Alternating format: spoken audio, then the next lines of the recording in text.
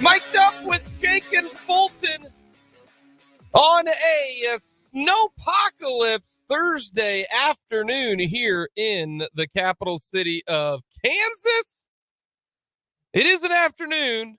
It is not a good afternoon because I don't know what you're talking about. It's a great afternoon. My goodness, it's been a morning.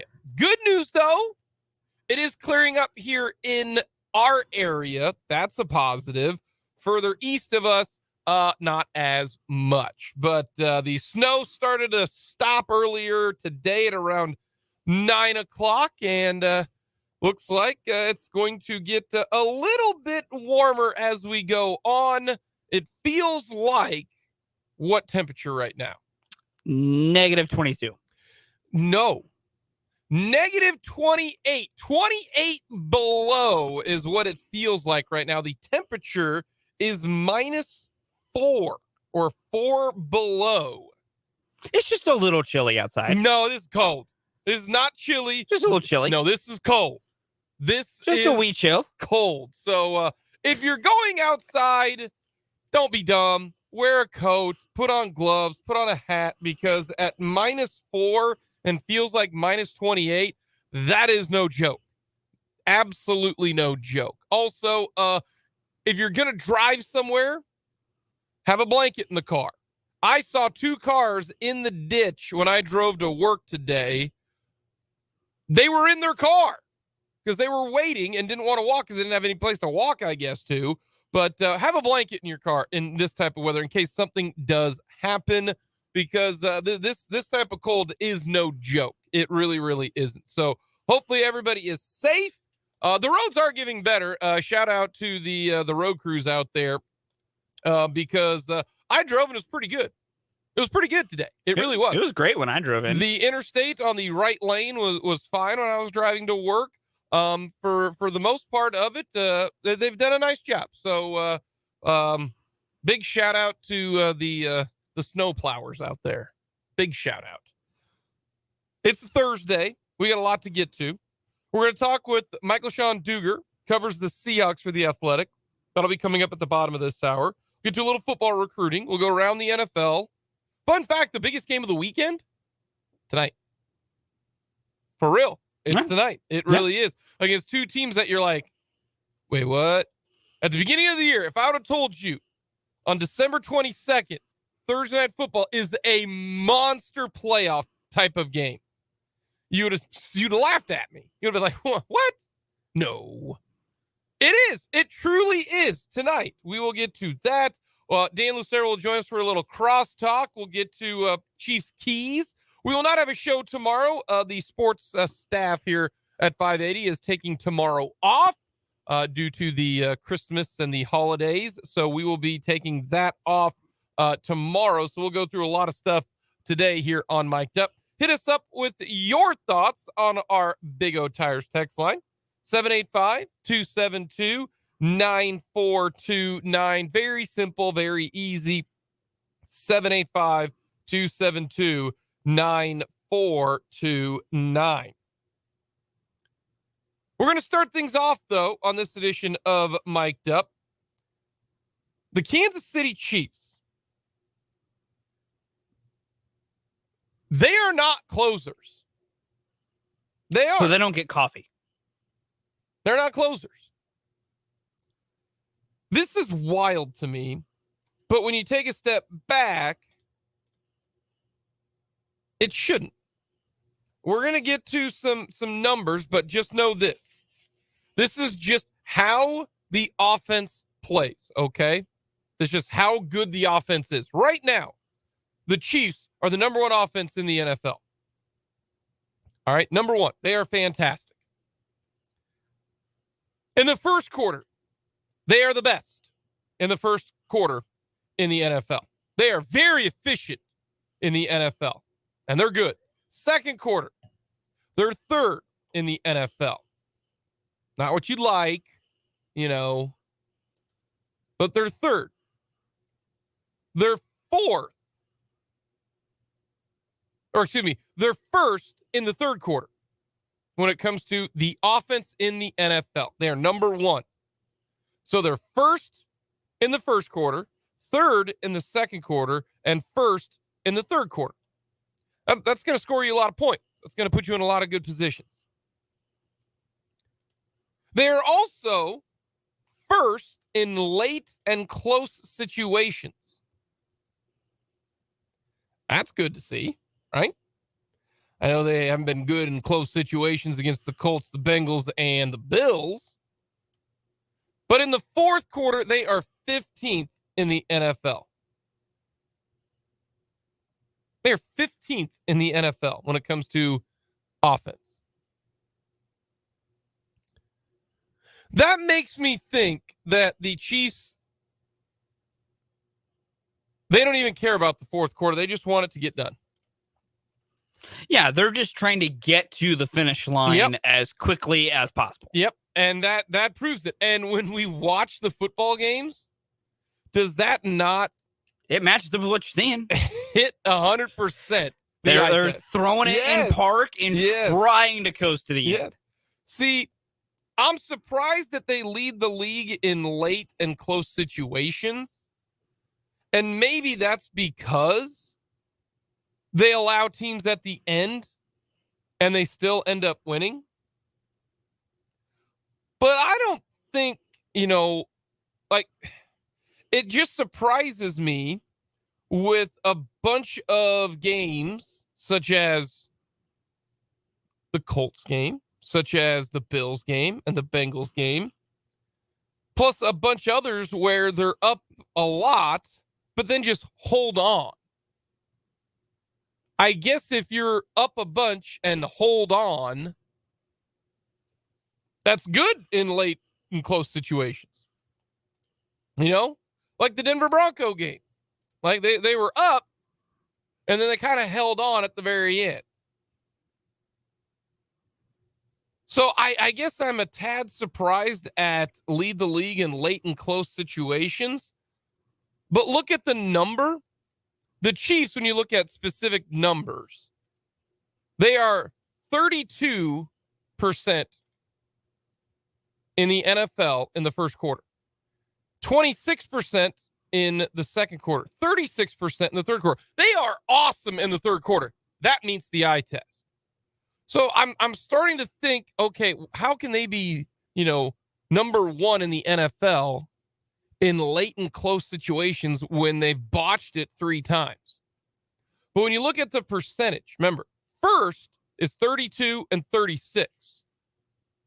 That means not a lot of people finish the games well or are good in late and close situations if the Chiefs are leading it at 15%.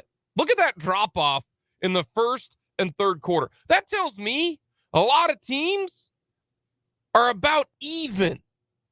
They are as many good close game situations they have as many bad close game situations that they have. So I first thought about that going, well, in the fourth quarter, they're not great on offense, but damn, when they need it, they can turn it on. And so I was a little bit surprised at that. But now, Fulton, let's go back to the Kansas City Chiefs schedule. The only 3 times that they've actually botched it are those 3 losses. Look at the Chargers. Remember? They came back and won the game against the Chargers. What about the Raiders? Well, if Devontae Adams doesn't, tiptoe it on the sideline, Chiefs probably lose that game, but they found a way to win it. Same way against the Titans. Same way against the Chargers on the road. They had to go to overtime. Mm-hmm. Same thing against the Broncos and the Texans. They find ways to hold on in the fourth quarter if you are the Kansas City Chiefs.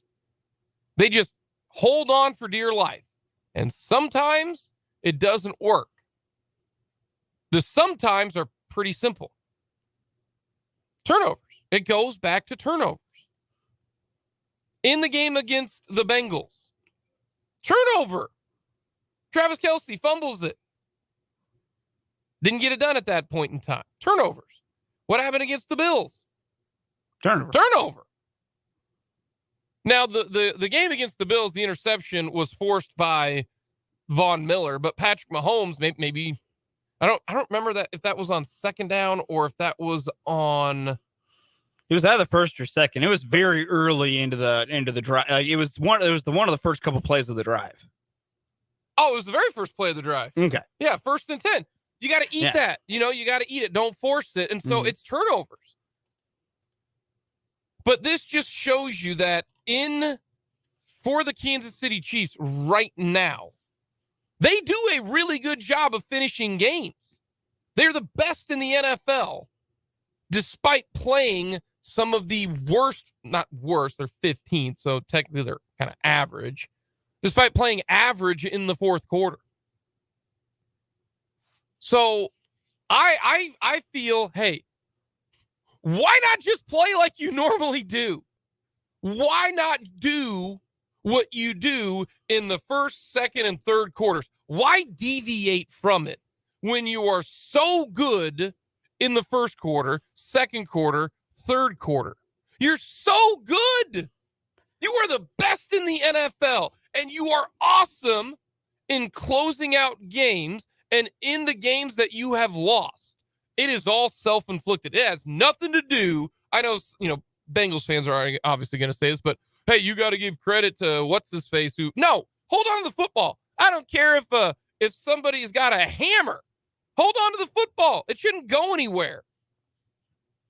Same thing in the, Mahomes, you can't make that throw. Yeah. If we laud Patrick Mahomes, and we do, as amazing as he was against the Texans, it's not sacrilege to say, Pat, you got to eat that one. It's second down and 17, so be it. And then the game against the Colts, Chris Jones, don't say a naughty word. Travis Kelce, make the catch. Like, it's all self-inflicted. It is. So tell me this. We always get upset at prevent defense, right? You and I talk about that. Like, why do you go prevent? I hate it. What is the point of going prevent? You drop 8. That doesn't work when you got 4 down. See, that's the scary thing about the NFL that a lot of people forget is, we'll kick off and we'll be down by, and I'm actually, Fulton, I'm starting to come around on your theory the other day, maybe it was like last month, that it's better to be down by 4 than to be down by 3. Yes. No, because it forces you to be aggressive. And it forces you to go on 4th down. Yes. And I'm not fully there yet. I'm not there yet. It's still better to be down 3 because you just need a field goal.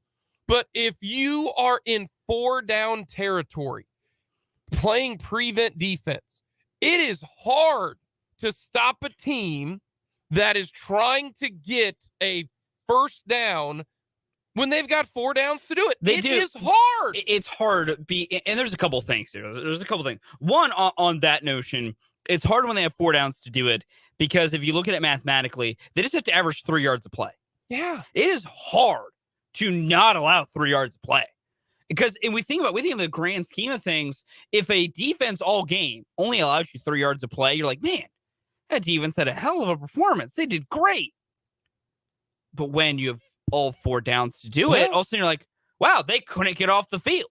So, and that's the reason I bring up this stat here is if you are the Chiefs, why change who you are? We hate prevent defense. We hate it. Because, the fun saying is it prevents you from winning. You know what I mean? That's so why change? Why change what you're doing? Just keep doing what you're doing because you are the best in the NFL. Here's what I'll say. And here's my overall thinking. And I am admittedly more on the side of new age football thinking, of the newer ways to try and coach a game. I've said it numerous times on this show. You coach to win the game. You don't coach not to lose. You don't coach to make losing more bearable. You coach to win the damn game. The old way of thinking that Andy Reid still abides by is when you have a lead in the 4th, your goal is just bleed clock. It is just bleed, bleed, bleed, bleed, bleed.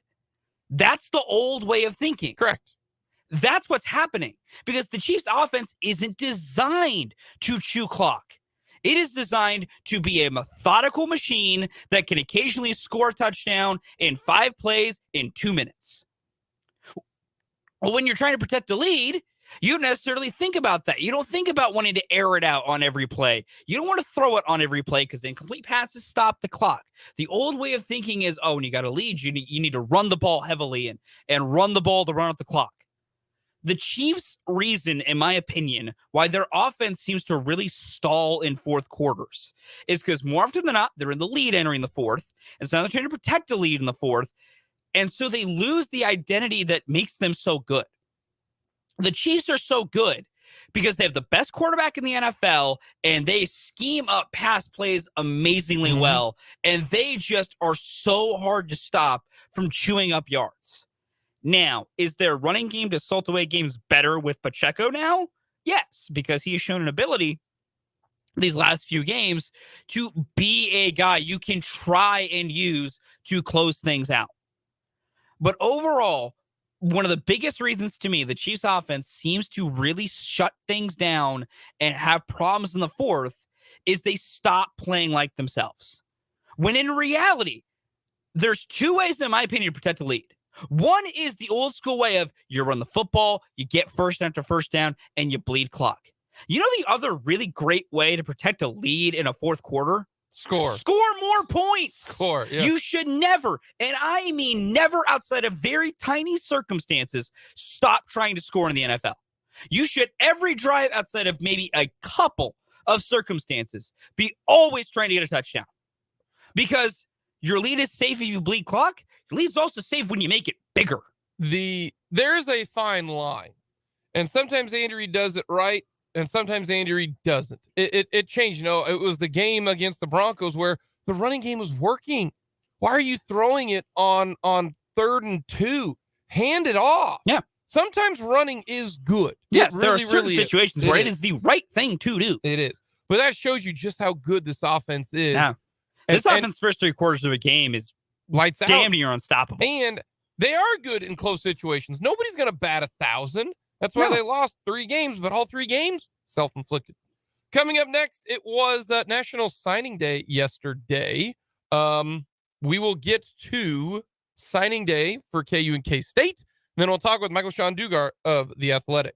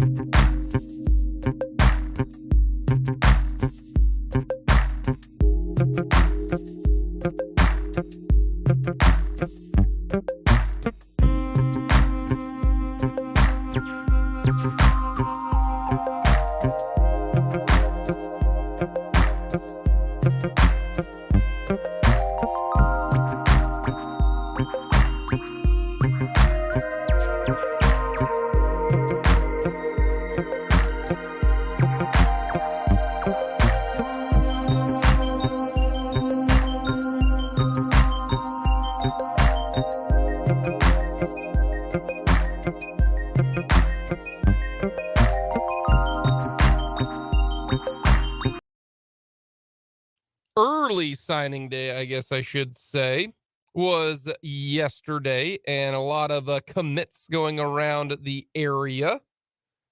We won't get into all of them for these Sunflower schools, but pretty darn good year for both, to be honest with you. Kansas State is having itself a time. They've got 26 commits, and they are ranked 5th in the Big 12. 5th. Normally, K-State's near the bottom. Texas is 1st. They still can't win. That's what's so funny is Texas gets all these dudes and still can't get to the Big 12 title game. Oklahoma is 2nd, not a surprise. TCU is 3rd. How about Texas Tech coming in 4th? That's Joey McGuire. That's him being a recruiting expert. And then K-State comes in 5th. That's a pretty good effort for Kansas State. K-State, when it comes to the national side of things, remember when NIL is going to change everything, Fulton? Here's number one, here's 1 through 5. Bama, Georgia, Texas, Miami, and Ohio State. The only difference, Miami. And then you look at 6 LSU, 7 Oregon, 8 Oklahoma, 9 Notre Dame, 10 Tennessee. No damn change in all of this. All you people thought NIL was going to ruin everything. You're ridiculous. K-State's 29th in the country, right ahead of Louisville and right behind Nebraska. So that's a great recruiting class for Chris Kleiman. They got a bunch of wide receivers all of a sudden wanting to sign. Trey Spivey, the son of Junior Spivey. I remember that guy. He's coming as a wide receiver. I'm telling you, Avery Johnson is going to get some dudes to commit because they want to catch passes from him. KU is last in the Big 12. They only got 12 commits as of right now, but they can still sign some guys. And they've gotten some big time guys here as of late. So I would honestly say KU has even had a better recruiting year than most people would expect. So that is not bad for both KU and K-State, but K-State's had a great one. They really have. Coming up next, we're going to talk all things Seahawks with Michael-Shawn Dugar coming up here on Mic'd Up.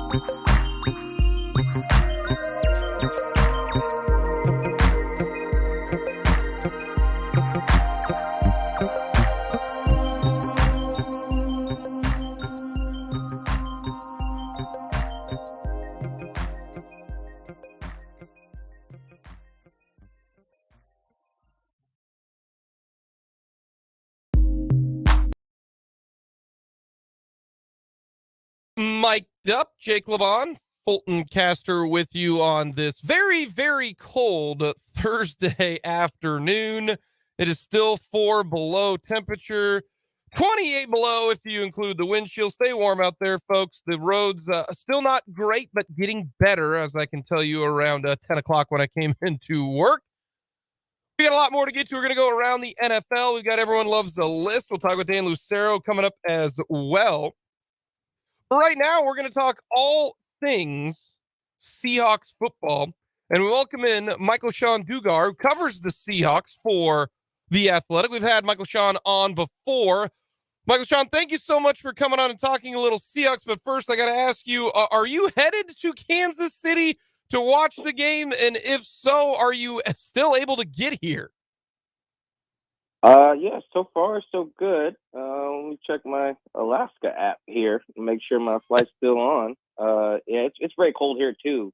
We had Nate Taylor, of The Athletic on my podcast the other day, which just dropped today, Seahawks Man to Man. Anyway, we had Nate. Nate was he pulled up his phone during the show. He was like, "Yeah, Mike, it's gonna be like a high of 1 on Saturday." I was like, "Oh man, that sounds awful." I've never been to Kansas City, so I would like the weather to be better my first time around. Alrighty, we have a big. There's one thing that myself and Fulton disagree on. No matter what, I will die on this hill.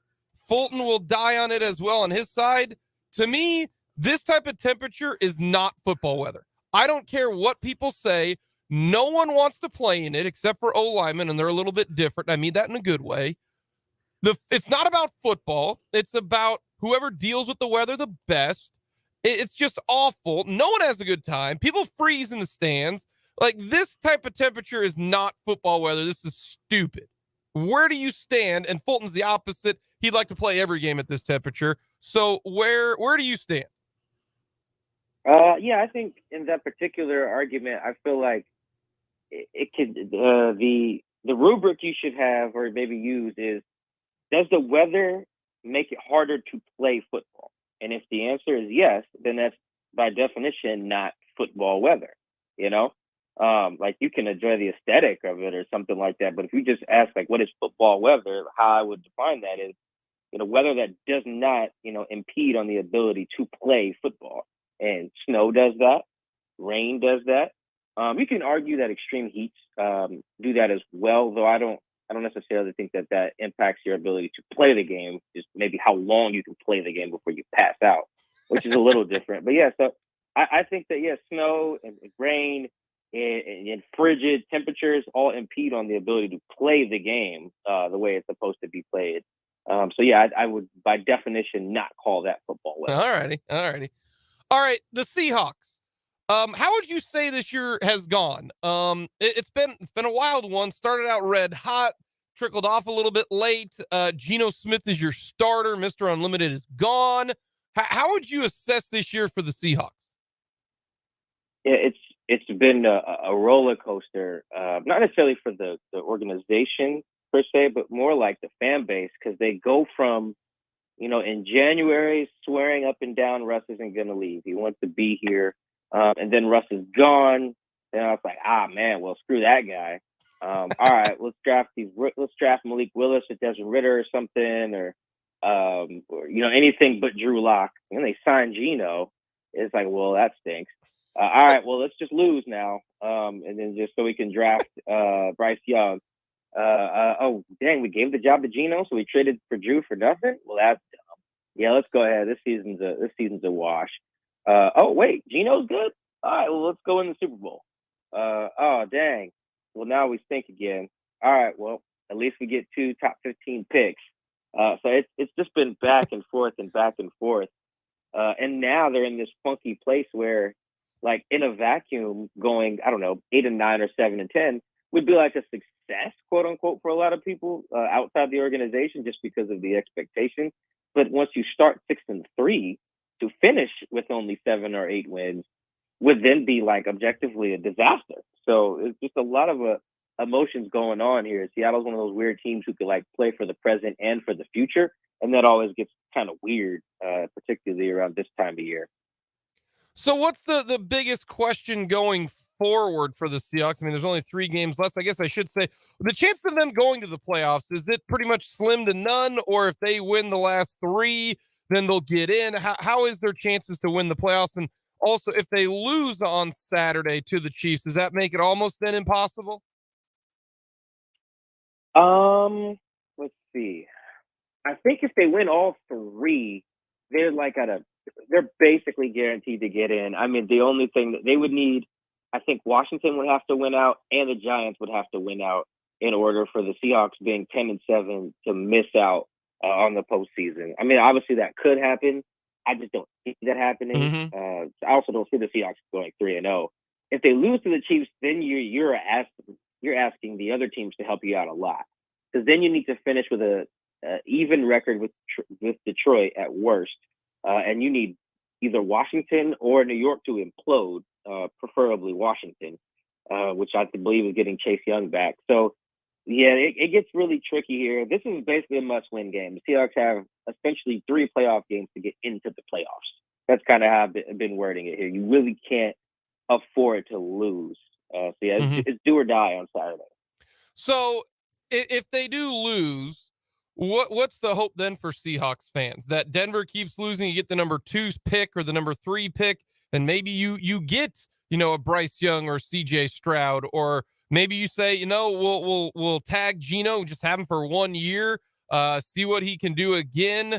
Then we draft a quarterback, or maybe you draft Jalen Carter or Will Anderson, to rush the passer. Like, what do you think the plan could be for this Seahawk team? Yeah, that's where it gets tricky because, I mean, obviously you just root for the best possible draft pick from Denver. However that works. Mm-hmm. Maybe if it's top 2, top 3, whatever. Yeah, you just like that you root for that for sure for the organization. But then Geno presents a very tricky situation. Do you pay him for the 1 year that he's performed, or do you take all the 4 years you've had him into consideration and say, hey, we kind of groomed this guy into this, so we know what he could be going forward. And then what is that worth to you? Geno's only making about $3.5 million. Well, the franchise tag itself is about 31, 32. That's a big raise. And raises you just don't usually see from quarterbacks unless they're going from a rookie deal to like a maximum quote unquote contract extension. The only comparable deal in this current version of the CBA is Ryan Tannehill going from, I believe, he was at like 1% of the Titans salary cap in 2019 when he came off the bench and just got hot. And I think when he got the new deal, he was up to, I think he might be like 18% of the cap this year, or 13, something very high, a very big jump. But it was justified, Ryan Tannehill proved you can get it done with him, so, and Geno's kind of proven similar things in that regard. Tannehill that year, I think, won comeback player of the year. I believe Geno will probably win that award too. So there's some parallels there. Otherwise, there's really no precedent for a guy, making his first Pro Bowl in year 10. I don't think that's happened since Rich Gannon in the 90s, maybe. So I think what's probably going to happen is what I would call like a happy middle. Because you can't just draft, if you draft Bryce Young or CJ Stroud or something with Denver's pick, then you got to play. The 49ers are showing the uselessness of the red shirt of a top 2 or 3 pick. That's just stupid. But what you could do is pay Geno something that's not like a 5-year deal, maybe 2 or 3, and you can still take with your second first-round pick, which is much later, maybe Levis or Anthony Richardson or Hooker or whoever, maybe even with your high second-round pick that you'll get from Denver, which might be pick like 35 or something. So I think that maybe would be a happy middle because there wouldn't be as much pressure to play a late first-rounder or an early second-rounder. But if you take somebody with a top 3 pick at quarterback, you just need to play them. You're just kind of burning money if you don't. All right, last question about the Seahawks past and the future, then we'll get more about the game. I got to know this. We here in the AFC West, we talk about Russell Wilson a lot. And did you see this coming? Did you see him all of a sudden being this bad? Was there signs? I know last year he had his worst year, but a lot of people attribute it to that finger issue. And they said, "Oh, well, that's the finger. It's not who he is." Did you see this coming from Russell Wilson? And are teammates up there in Seattle, former teammates, are they happy that he's gone? Because he's obviously rubbed some people the wrong way in Denver. Did you kind of see that all happening? I didn't see it necessarily. I did know that there was potential for it, but I don't think it's because like I thought Russell was a bad player. I just thought that I read some of the quotes. I think some of them from a Peter King article, and then some of them were like on the record where Russ said, that the Denver offense has to be like a player-led, function, player-led organization or something like that. And there was an anonymous quote that I'm sure I can guess where it came from that Peter King uses to say that, Russ and Nathaniel Hackett, the head coach, are not coach and player. They're more like partners. And I was like, well, that's super problematic to be saying in July or August or ever, to be honest, because you're not partners, right? Like you're not. Hackett has to be able to tell you what to do, and you have to be able to say, okay, that's what I'm going to do. Partners just like argue to the cows come home, right? They're equal levels of authority. You don't have equal level of authority, so that mindset is a recipe for disaster if things don't work right away.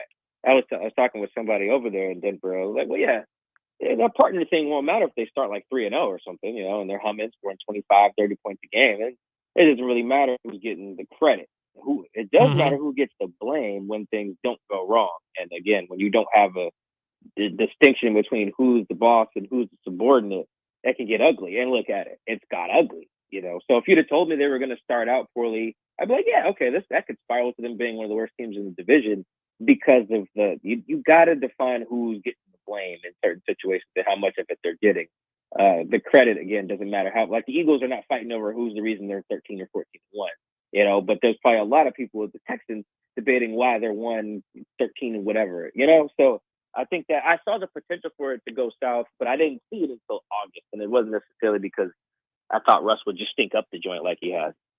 We're talking with Michael-Shawn Dugar, covers the Seahawks for The Athletic. Let's get to this Seahawks team. They're taking on the Chiefs. Do you throw everything out the window and just say whoever turns the football over the fewest times is going to win the game because of the cold? Now, it doesn't look like it's going to rain, doesn't look like it's going to snow, so the ball should still be like a normal ball, just your hands are going to be cold. Do you think that, hey, the Seahawks running game is the biggest factor in this one? Do you see that, the Seahawks defense has struggled all year? Do the Chiefs struggle with the cold? How do you see this, just because the cold is going to be such a big factor? Yeah, I'm not sure how much of a factor the cold will be as long as it's not windy. I was talking to some of the receivers about that. I was talking to some of the special teams guys in Seattle about that. They weren't as much worried about the cold. Like the kickers, admitted, okay, yeah, I mean, it hurts your foot a little bit, but that's fine. It was as long as it's not windy, then we're not really, tripping. That's what the punter was saying. Michael Dixon was saying, I don't. He's like, I need to, position the ball. If it's just pushing, that's the problem. But I mean, Geno can still throw it. I know Mahomes can still throw it.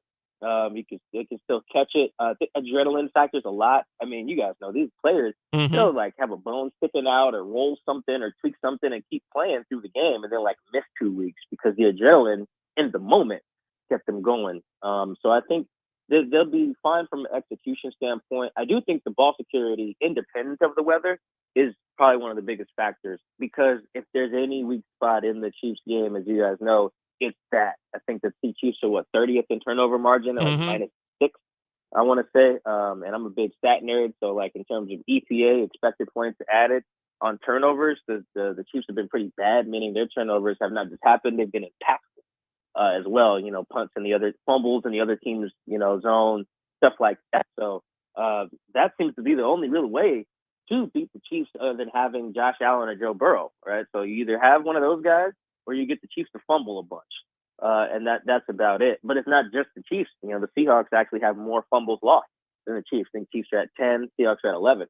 But the Seahawks, I think, have been one of the better teams in the league at intercepting passes, in part because they employ Tariq Woolen, who leads the league with 6 picks. So, yeah, I think ball security more than anything, cold or not, will matter here because, I mean, the best way to defend Mahomes is to keep him on the sideline. So the one way to do that is to have Sky Moore and the rookie running back fumble a bunch. Well, we welcome all stat nerds. We get into the numbers as well, so don't feel bad when it comes to that. The offense, in order to beat the Chiefs, you got to score. How big is Tyler Lockett not playing in this game? Is that more important than maybe anything else on the offense? Yeah, I think so. And not just blanketly because Tyler is really good. I mean, duh. But I mean, teams win games without good players, all the time. Where Tyler was particularly good was moving the sticks. I think he led the team with first down catches. Forget the number. It's up in the 40s.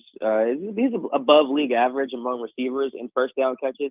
And first down catches, as I've watched more film and things like that, have become really important to me because you got to move the sticks to score. Explosives are great, but not as sustainable. But if you're consistently reliable, hey, we need 8 yards on 2nd and 7. Okay, we got it. Okay, we need 11 yards on 3rd and 10. All right, I can go to you. Very similar to how the Chiefs use Kelsey, on 3rd down, or how the Chargers use Keenan Allen. Those guys who I can consistently get the referees to move the chains after I throw it to you. Obviously, touchdowns are the big thing, but we're always going to need more first downs or have more first downs in a game than we have touchdowns, in theory. So I think that's where they'll miss Tyler. It's not to say that DK can't do it or that Noah Fant can't do it or that Will Disley can't do it. It's just when you're missing those guys that can do it, it's hard. Whether it's the Patriots missing a Welker, again, the Chiefs missing a Kelsey, or look how the Chargers offense looked without Keenan Allen. They stunk. It was not very good. So I think that's what they're missing with Tyler. They can make up for that. I wrote a piece today on The Athletic about how DK can play a huge role in that by winning his one-on-one matchups. He's been kind of underwhelming when he's had some one-on-ones with the Patrick Surtain II or even Travarius Ward of the Niners.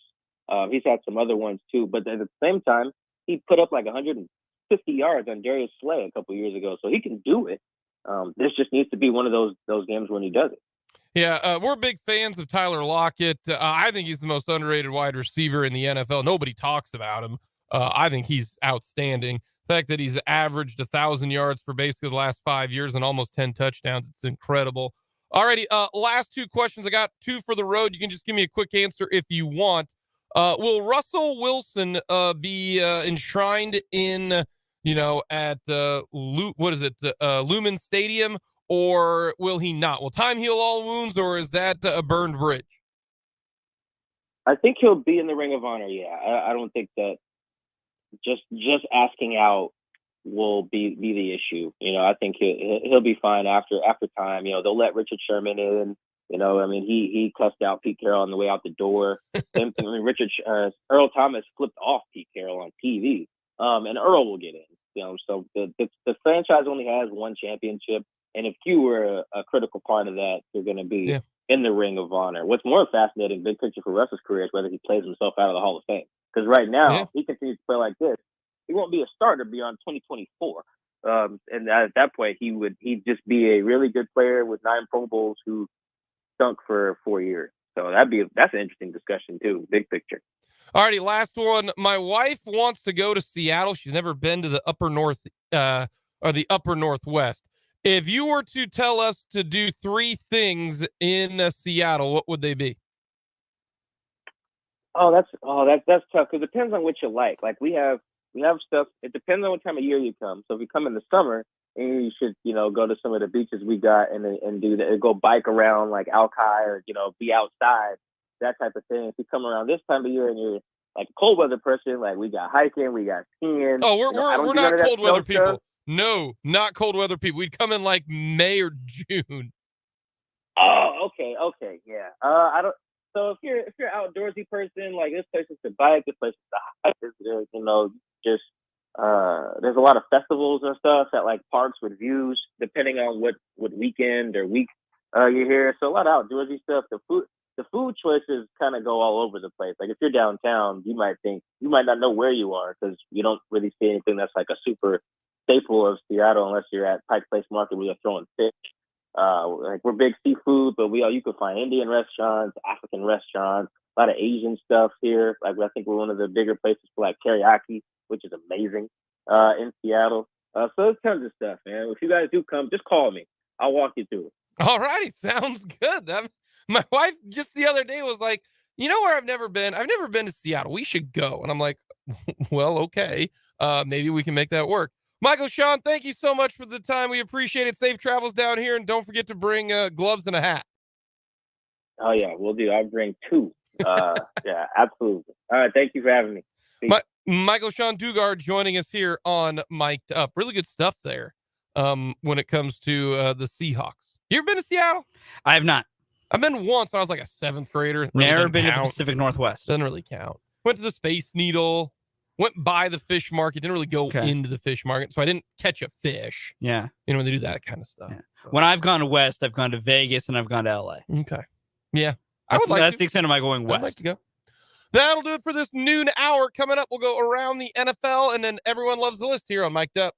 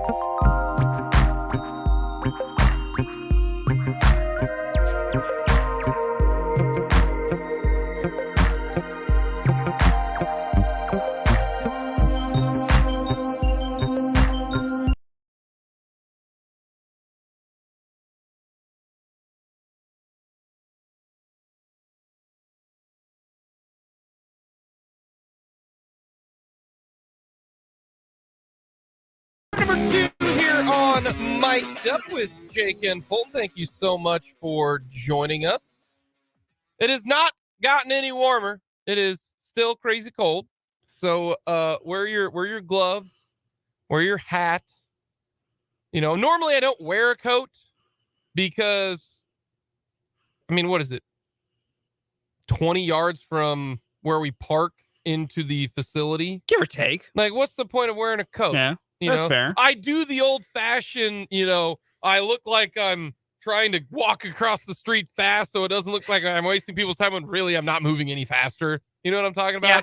Where I've seen you try to hustle into the building when it's cold.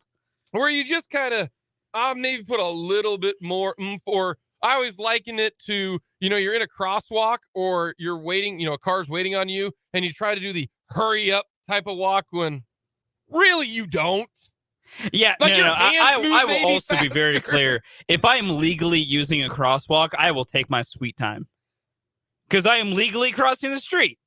This is my right of way. I'm not going to be the guy who just methodically goes like. Well, I'm not going to lollygag, but I'm not going to move any faster than I'm going to move at my normal pace. If I got my little signal on my crosswalk, I'm going to move at my normal pace. Right. And if that means you have to wait a little bit, sucks to suck. It's my right of way. Well, it is your right of way because they probably got a red light.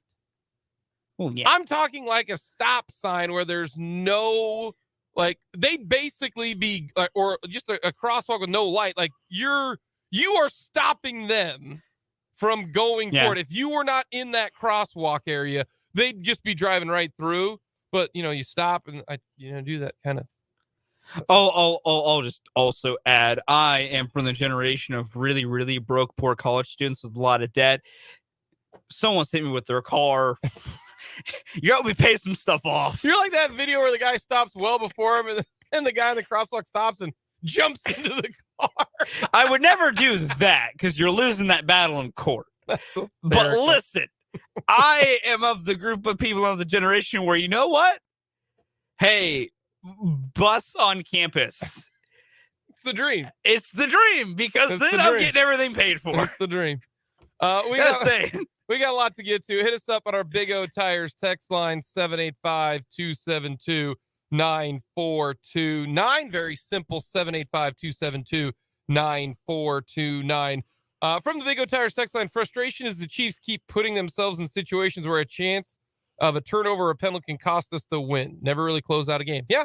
Yeah. Yeah, that is Andy Reid. That is They can't quit doing it. Andy Reid to a T. So hit us up with your texts. We got Everyone Loves the List.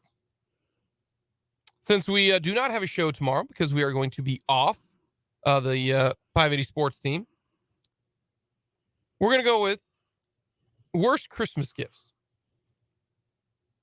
Like when you get it, you're like, thanks.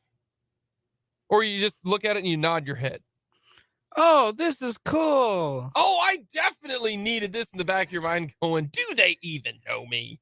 This goes back to your theory on cash. It's my great theory on cash. Yeah. No one's ever been given cash and gone, dude, they know me. It's like, oh, you know me. I need money. I think my wife is the best gift giver I have ever seen. That means your wife knows people. Well, she pays attention to what they like. If you've ever met my wife, she tries to be everybody's best friend. This is accurate. Which is why I love her, because she's the sweetest, so nicest person. She's so nice. This is all very accurate. But she is so good at gift giving. She doesn't really surprise me. She goes, I will never give a gift card, ever. And she never has. Never has. She knocked it out of the park for me, for, all of our, it's incredible. But we're going to go to bad Christmas gifts. And then Dan Lucero will join us coming up at the bottom of the hour. But it is time to go around the NFL. Since we will not be here tomorrow, we want to give a peek at the NFL. And plus, we always try to point out the biggest games of the weekend. We do. The biggest game of the weekend, it's tonight. Yeah. Like, I really do think the biggest game of the weekend is tonight for both teams. Now, right at this moment, both of the teams are not in the playoff game. It's the Thursday Night Football game. It's the Jags versus the Jets. But they are right on the out. The loser of this game probably doesn't make the playoffs. Like, they're probably done. The Jets would then be 7-8, and you'd have to make up 2 games because the 7 seed and the 6 seed are 8-6. So the Jets probably not going to make it. So this is an elimination. If they win this, they still got a puncher's chance, depending upon what Miami, what LA do. Jacksonville, same situation. They cannot win the wild card. That ain't going to happen. No, because even if they won out, they'd be 9-8 and be in just such a weird spot. Yeah. But they're only a game back of the division. You lose to the Jets if you are the Jaguars this weekend, and you go 6-9. You're in a real bad spot because Tennessee is 7-7 right now, and Tennessee, they play this weekend. They play Houston. So you're looking at, let's say the Jags lose and the Titans win. They are 2 games up with 2 to play. And now if you are the Jags, you have to win. Yeah, you would have to win your final 2, and you would need Tennessee to drop 2. Yeah. Which just puts you in a tougher bind. So it's a game that on the surface, you look at it and you go, man, why should I care about Jags and Jets? This game's got a lot on it. And also, the Jags are playing some fun football right now with how well Trevor Lawrence is playing. Yeah. And the Jets defense is enjoyable to watch. I will not say the Jets offense will be fun to watch. They're still being led by Zach Wilson. You will want to pull out your teeth as you're watching that Jets offense tonight. I do apologize for that. Every other ounce of this game will be enjoyable. And as I've always said, stakes make even bad games watchable. And this has a lot of stakes. The Titans also play the Cowboys. So if you are the Jaguars, if you get this win and you're banking on the Titans losing to the Cowboys, then it comes down to one game. And also, just again, because also week 18 is Titans Jags. Yeah, that's a huge game for the Jags. If you can win your next 2 games if you're Jacksonville and you're banking on Dallas being able to beat Tennessee, then you have now set up week 18 to be winner take all. Yep. That's all you have to do. It's easier said than done, but that's all you have to do. So that's a monster game. That's huge. The game that lost a little bit of of luster is Philly at Dallas. The reason why that game has lost a little bit of luster is no Jalen Hurts. That is official. That makes it a little bit, that makes it a little bit less exciting, but the Eagles are 13-1. Dallas is 10-4. Now, technically the Eagles haven't clinched the division. They just need one win in their final 3 games to clinch the division. So they really don't have to worry about this game against the Cowboys. Because I mean, they're going to win either the game against the Cowboys, Saints, and Giants, but you'd like to get that bye. Especially if you want Jalen Hurts to heal up. Yes. Real quick, circling back to the Jags and Titans race, some breaking news that is important to that race. This just announced, Titans have ruled out quarterback Ryan Willis for Saturday's game versus the Texans. It will be Malik Willis starting against Ryan Houston. Tannehill? Yeah, Ryan Tannehill. Did I say Ryan Willis? I don't remember what you said. I don't know. Either way, Ryan Tannehill is out. Malik Willis is starting. I might have said Ryan Willis. Kansas Jayhawk, great. Malik Willis is starting against Houston on Saturday.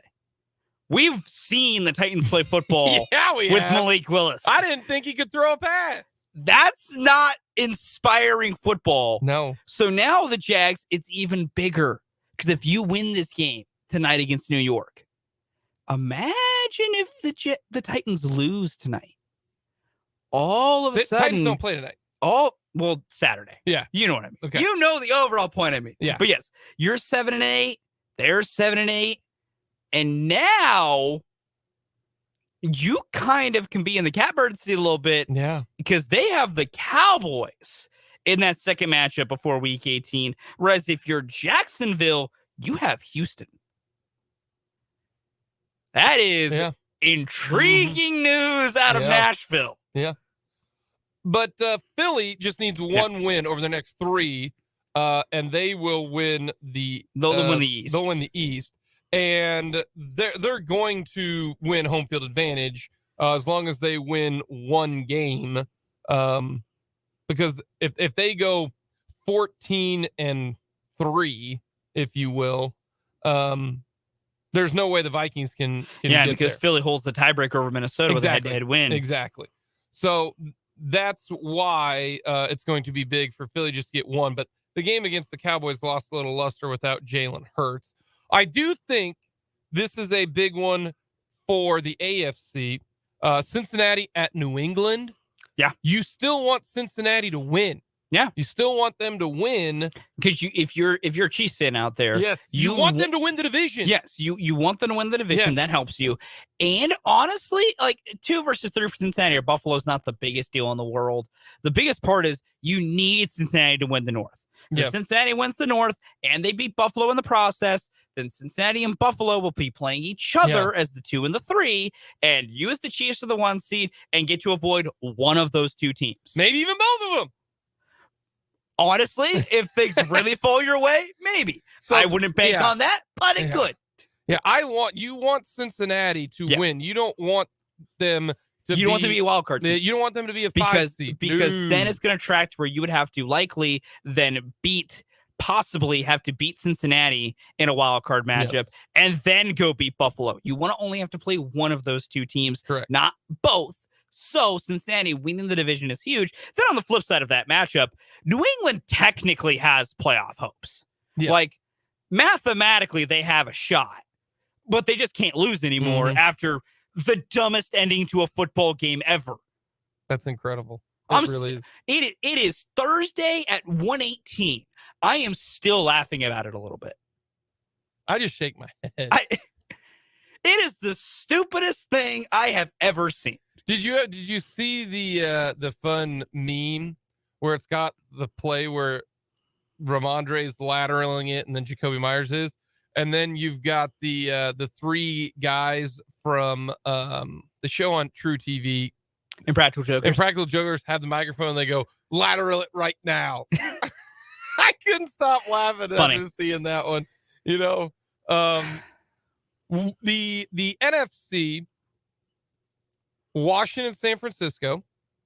That matters. That's got playoff implications for both sides. And then Detroit at Carolina. The reason I picked that one is because Carolina still has a puncher's chance. Carolina is a game back of the division lead. Like, yes. At 5-9, they're a game back of the lead. And if you're Detroit, if you keep winning, you're going to get in. Yeah. Like, weirdly enough, a game between the Lions and the Panthers is a playoff matchup. Yeah. Because the Panthers could win the division still. It would be hilarious if it happened. And if you're the Lions, you are kind of just trying to keep up your little roll here. I would probably take the Lions. They're 2.5-point favorites right now. But it's another one of those games to where the two football teams make you think it'll be bad, but the stakes makes it watchable. Yeah. Because bad football can be watched if you at least know there's something on the line. You can watch two crappy teams playing, like, man, this football is bad football. But hey, crappy team A is actually going to get something out of this than crappy team B. Yeah. No, I'm with you on that one. I really, really am.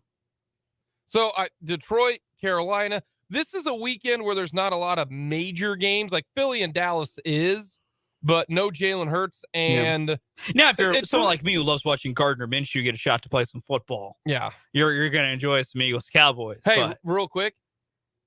We know the MVP award is a lot more than just numbers, because if it was just numbers, we would stop debating on if it's Mahomes or not. Yeah. I really do think, no joke, because it's a lot of unthought, narrative and all that kind of stuff. But if Gardner Minshew leads the Eagles to a win against the Cowboys, that hurts Jalen Hurts' chances, because no question they've got a better roster than any other team in the NFL. I mean, their offensive line is a top 5 O-line. Offensive line is the best offensive line in football. The Browns, there are a few others, but, they got a great offensive line. They've got a great tailback in Miles Sanders.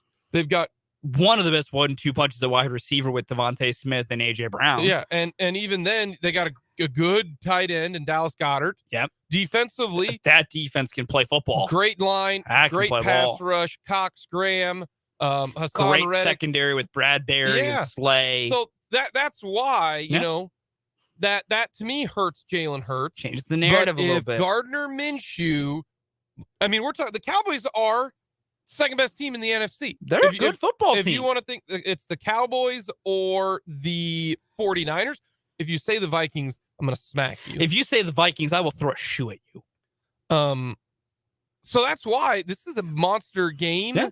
Because I will say, in terms of the MVP race as well, if Philly's offense looks like it has no teeth, it's just lifeless, then that will help. Jalen's comments, because you can turn to, look what happened without Jalen in there. Also, they couldn't do anything. Yeah, whereas if Gardner balls out and they beat Cowboys by 20 and Philly puts up 35, it's like, well, Jalen, you're having a great year. Yeah. But also you threw Gardner in there and he balled out just as easily.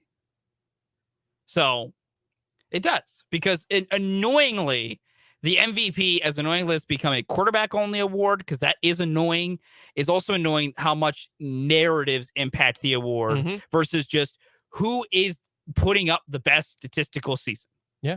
Because statistically, it is Patrick Mahomes. Coming up next, everyone loves the list. Worst Christmas gifts. We'll get to that coming up next.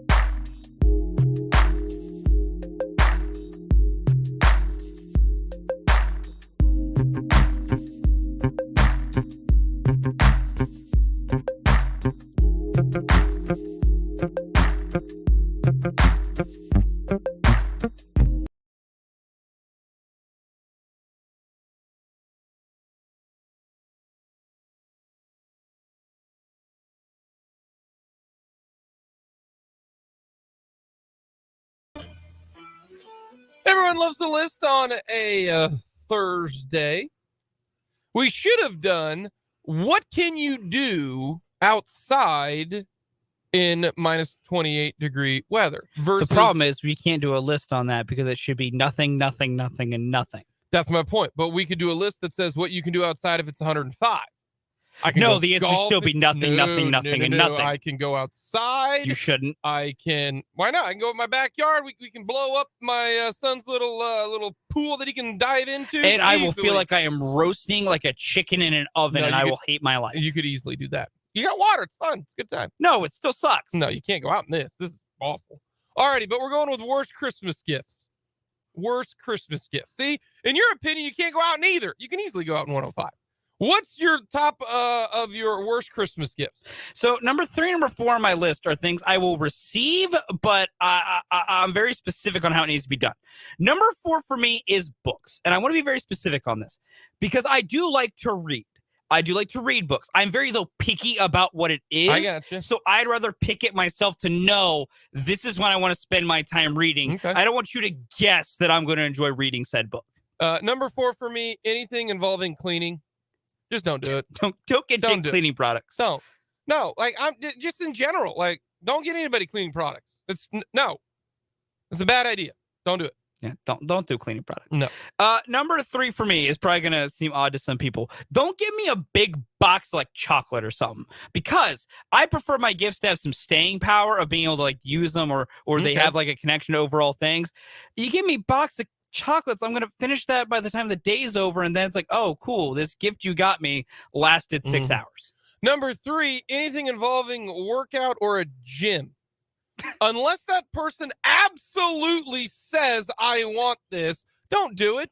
More than likely, it's going to go to waste anyway. They're going to like use it in January and February, and it's going to be gone. So, no. Don't do anything in workouts or a gym. That's fair. Number 2 for me, don't buy me underwear. It's weird. And not only is it just not even some of the weird part, depending on who gets it for you, I'll decide when I need to upgrade that stuff. Number 2 for me, gift cards to places that are not in your city. Don't make me have to drive to Kansas City to spend a gift card. That's fair. Don't make me do that. That's fair. Dumb. No, that's very fair. Number 1 for me is even worse than my underwear. Don't get me socks. Oh, man, I love socks. Here's my thing, though. I will decide when I need socks. Give me socks. I will make that decision. Love socks. That'd be on my top 4 gifts to get me. No, anytime. Give me socks. Get me socks. Don't give me socks. Nothing's better than a nice new pair of socks. Number 1, a gift with no receipt. Ooh, okay. Like if I don't like the gift and there's no receipt, I'm stuck with it. Always have a receipt. Coming up next, we are going to hear from 580 Sports Talk's Dan Lucero coming up.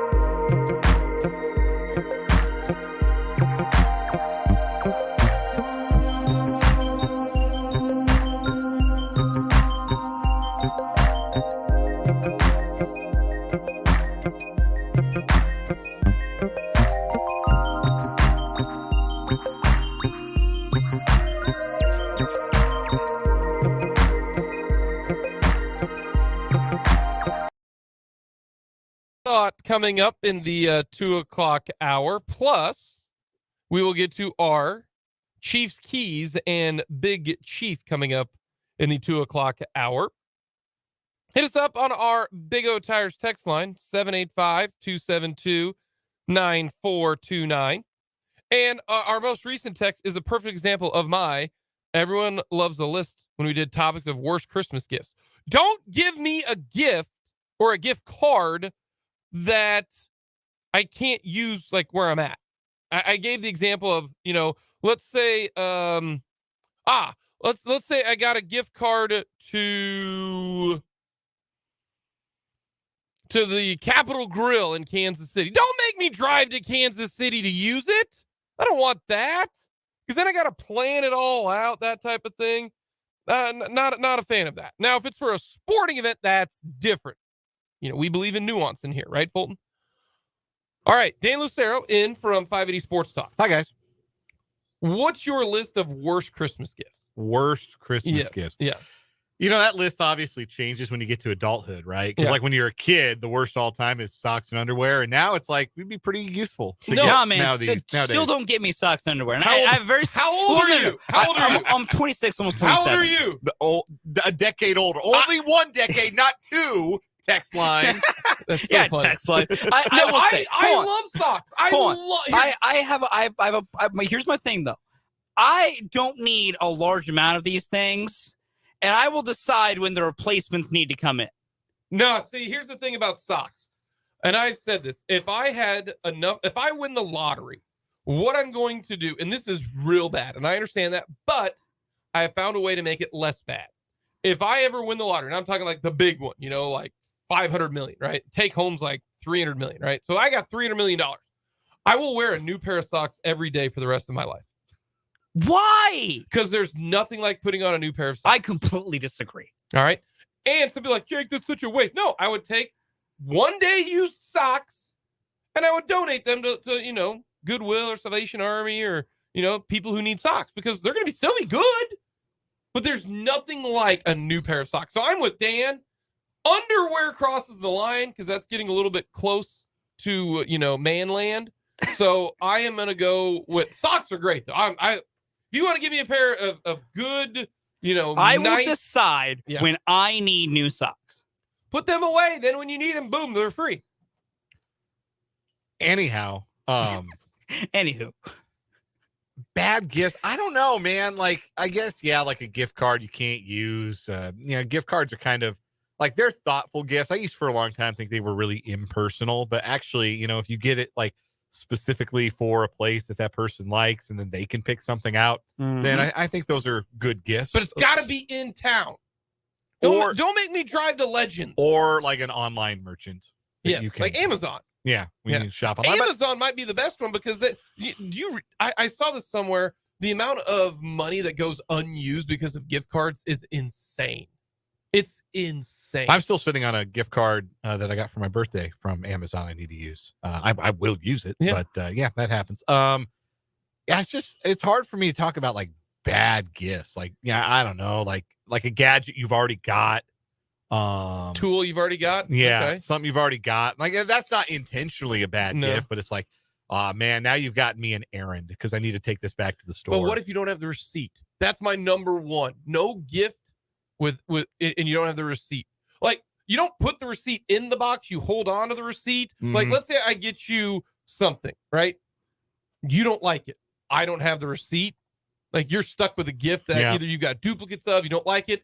That's when we go into the re-gifting.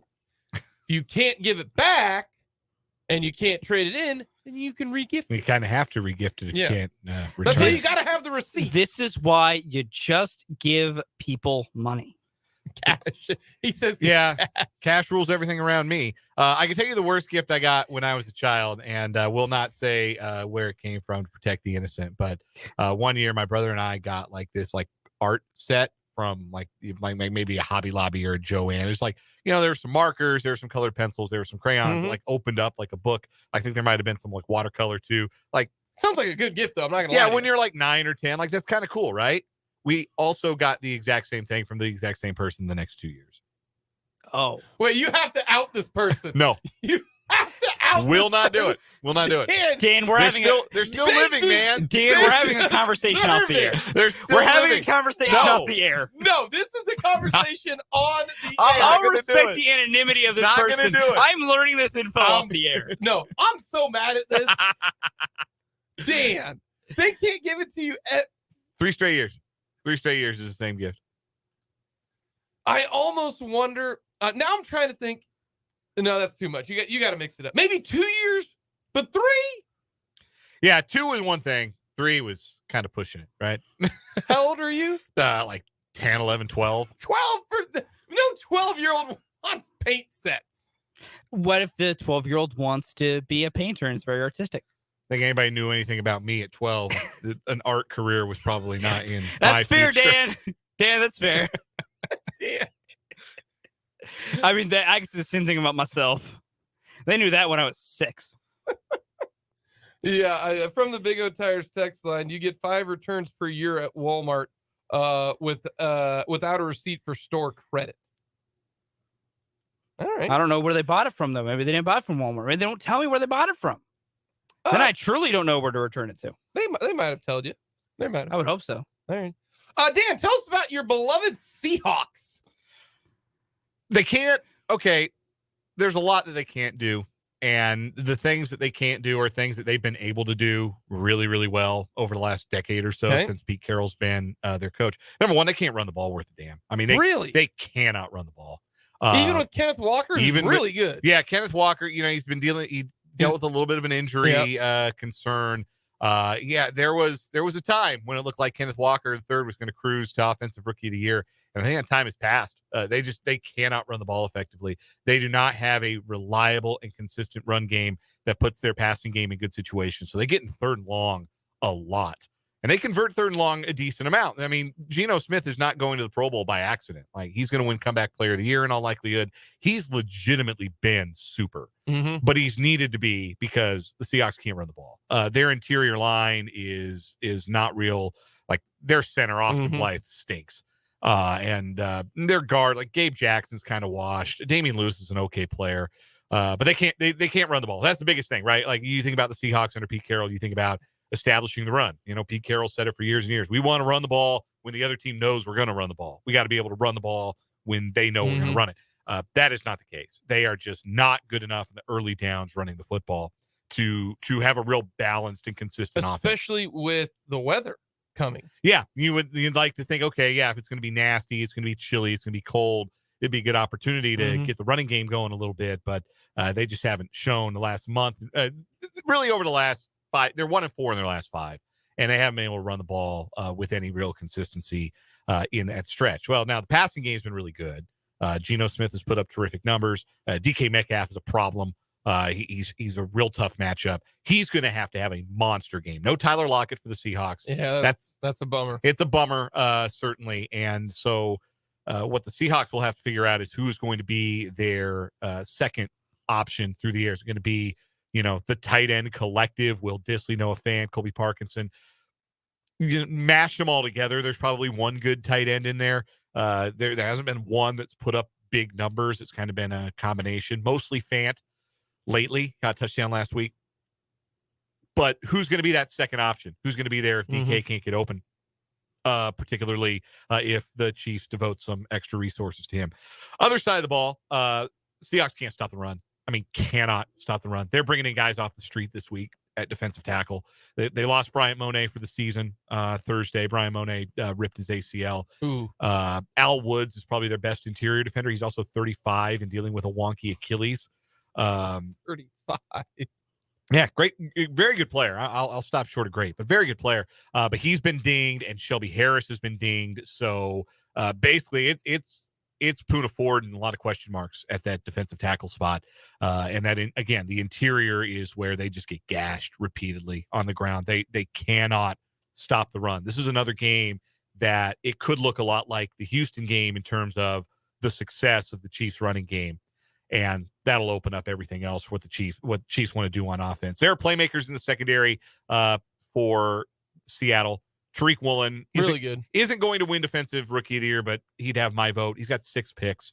Who's gonna win Defensive Rookie of the Sauce Gardner probably. Oh yeah, duh, yeah. It'll be Sauce, even though he doesn't have the numbers, but his team's got the. Yeah, he's been good. He's been good. I got no problem with that. Yeah. So Tariq Woolen's a playmaker, and Quandre Diggs is one of the better, deep safeties. Except in the game. When he drops touchdown or wide open interceptions. That's a very different game last Thursday if he correct. picks off Brock Purdy. So that's kind of where they're at. Their strength is in the secondary playmaking wise, but the Chiefs should be able to set themselves up in second and short, third and short, and convert third and shorts on the ground all game long. What does the to me the secondary? Oh, is it just Tariq Woolen? Like you, because overall the Seahawks defense as a whole, numbers wise, is really that. So do you feel like even in the cold weather, the Chiefs should put up numbers? Yeah, they'll be able to move the ball. I think so.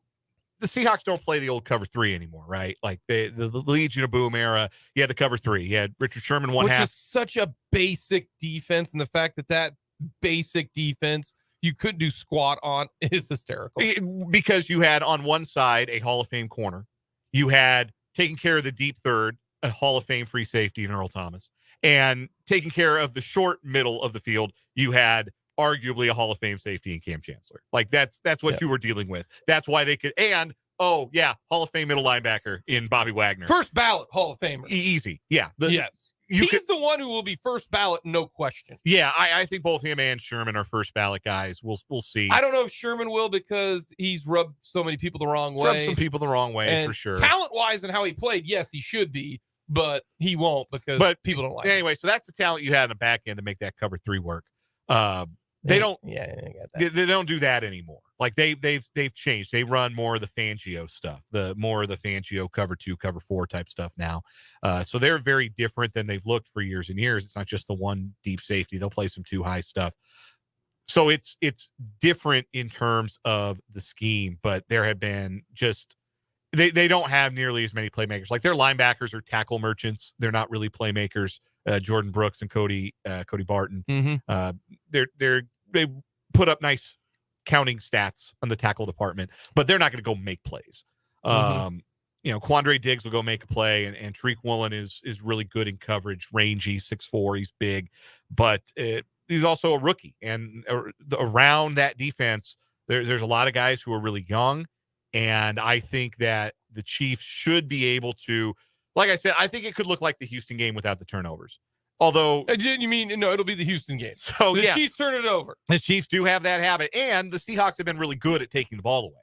That's been the one kind of saving grace for their defense throughout the year is that they do make those plays to turn the ball over. Chiefs probably turned over at least once on Saturday. That would be in character for both sides of the ball. But I think it could look very similar where there are going to be a lot of opportunities for Mahomes to be really surgical, really precise with his throws underneath.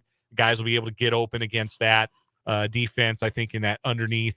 I think Kelsey could have a huge day. I think Juju could have another big day, kind of like he did against the Texans. And like I said, I think they can go into Saturday and say, hey, we're going to go out. So like the first 2 drives against Houston, right, were through the air, and they punted twice. Houston was ready for that. They were ready to pin their ears back, come after Mahomes. And then once the Chiefs started running the ball effectively on early downs, stabilized their offense, and they scored 30 points. I don't know how they're going to come out. I can't say with confidence, but I think that they should establish the run early in the game on early downs. They're going to set themselves up, I think, in a lot of good second and third down situations. And then play action opens up, the whole field opens up.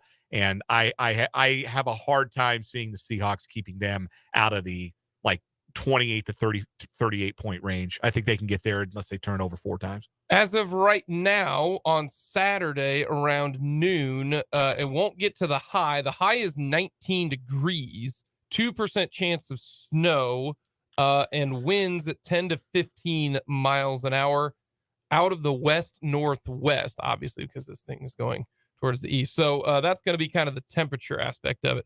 All right, Dan, we'll get your, we've heard from Fulton on this, and he's not a fan. Jordan Lyles. He was a Rocky great. And when I say Rocky great, you mean he played for the Colorado Rockies? No, correct. I mean that's my criteria. I mean, that's like saying just like Rocky great Roy Oswald. Like and Rocky great Brett Saberhagen for the old heads. Yeah, that's kind of like, Chiefs great Terrell Revis. Yeah, or Gerald McCoy, or not Shady McCoy. Yeah. Some one of those guys. So, Chiefs great Le'Veon Bell. There you go. Le'Veon Bell. That's the spirit. Boxer Le'Veon Bell. Good signing, bad signing. Can you see how it would work out? I see what they're trying to do because you need, if you're a young team, you got a bunch of young starting pitchers and you're trying to figure out which of them are going to stick long term. which of them aren't. You need somebody who you know in the rotation is going to take the ball 30 times and pitch 170 innings. There are 1,458 innings on average in a major league season. Somebody's got to throw them. Okay, right? so let me ask you that. Does this signing mean they won't sign Greinke? I don't know that, but it feels less likely. Okay. Although at the same time, I mean, Greinke's older, and he's coming off a year where he didn't get to 100 innings, I don't believe. No, he got to 100, almost 150. Oh, did he? Yeah. He threw that many? I think it was 147, wasn't it? I believe so. Yeah, he was short of qualifying for the ERA title. Yeah, correct. I'm thinking of somebody else. But you're thinking maybe he's a little bit older, maybe on the downside, dealing with injuries first time in his career. 137. Okay. So it shouldn't be exclusive. You've got the money to go get Greinke for another year. But now if you do that, you're looking at a situation where either you're going with a 6-man rotation or there's only one spot in the 5-man because you're counting on Singer, Lyles, Greinke in this situation, probably Ryan Yarbrough to be 4 of your guys. And then you've only got one spot for Lynch. Do you think Yarbrough is a starter? Probably, at least to start the season. It makes a little more sense to have 3 veteran guys. And if you sign Greinke, then yeah, maybe you are a little more flexible with Yarbrough. But like the value of Lyles is the same value that he brought to the Orioles last year, right? They had a bunch of young guys. They weren't sure where innings were going to come from. And they signed one of the more reliable sources of innings in baseball. The only thing is the innings generally aren't good. I mean, the guy's career ERA is over 5. Hey, he starts. He's not good though. Yeah, but that is the deal. You need to pitch innings. Somebody's got to get those outs and pitch those innings, but it's not going to be real pretty. And it's just interesting. They gave him 2 years and $17 million. There were a lot of quality options out on the free agent market that got similar contracts, like Ross Stripling, Jose Quintana, Andrew Heaney's another one, and those guys are better pitchers. And if you could have spent $6 to $8 million more, spread it out over 2 years, and gotten a better pitcher than Jordan Lyles. Lyles throws more innings than those guys. But what I guess, what are you valuing? Are you valuing ability? Or are you valuing durability? Are you valuing availability? And if you're valuing the latter, then you're probably, it's another signal to your fans that you don't expect to be real good in 2023. And that's not real encouraging, because this is the fan base that's watched 5 years now of relentlessly crappy baseball and would like to believe that there's some hope that maybe 2023 won't be, and signing Jordan Lyles is a sign that you don't expect to be very good. We both agree 2 years is too many, but 1 year, like if it's 1 year, does that make a difference? Even if it would have been 1 year with a vesting option, like it would have felt a little better. But yeah, best case scenario is that he's the same guy he was last year for the Orioles. 32 starts, 179 innings, 180 innings, ERA in the mid 4s. Like you'll take that. There's value in that. But if that ends up being your second best starting pitcher, then yeah, you're probably not going to be real good. And right now, the projections would tell you, unless there's a big leap from the Lynch, Bubic, Heasley, Castillo, Hernandez group, it probably will be your second best starting pitcher. And if he's starting behind Brady Singer in a 3-game series, you don't feel great about matching up against some of the 2s in the AL Central. The 2s like, Lance Lynn, or who else is the 2? Who's the 2 in Cleveland behind Bieber? McKenzie? Probably McKenzie. Yeah. He's really good, and he's the size of this pen. Yeah. I like Tristan McKenzie because he feels like the way everybody describes Satchel Paige. Honestly, yes. Very thin, very real thin, All very greedy long, and throws hard. but just throws hard and throws wicked. The only better McKenzie is Spuds McKenzie. Yeah, That's the only better. Spud's pretty He's great. number 1 on your McKenzie power rankings, ahead of Isaiah of the Bills and Tristan He's of probably the number 1. Guardians. Okay, Spuds McKenzie. None of those guys are on a lunchbox. that's true. Britt That's has true. him on a lunchbox. Dan, what do we got coming up? We're going to talk a little Chiefs Seahawks. It's our last show of the week, too. So we're going to preview Chiefs Seahawks. We're going to talk a little bit about Orlando Brown making the Pro Bowl and what that means, and if it means anything at all. We will also speak with Tim Fitzgerald, GoPowerCat.com, Rick Peterson of TopSports.news, and the great Mitch Holtz is going to join us, too. So we got a jam-packed episode of 5 Sports Talk coming up. Be interested to hear what Fitz says about the K-State recruiting class. It's a good one. It is. Really good one. Almost fourth in the Big 12, just barely behind, I think, Texas Tech. That's a big recruiting class. Dan, appreciate the time. Hey, always a pleasure, guys. Coming up, we'll get to our Chiefs keys. Fulton, it's the same key I have asked for the last 3 weeks. We'll find out. That's coming up in the 2 o'clock hour.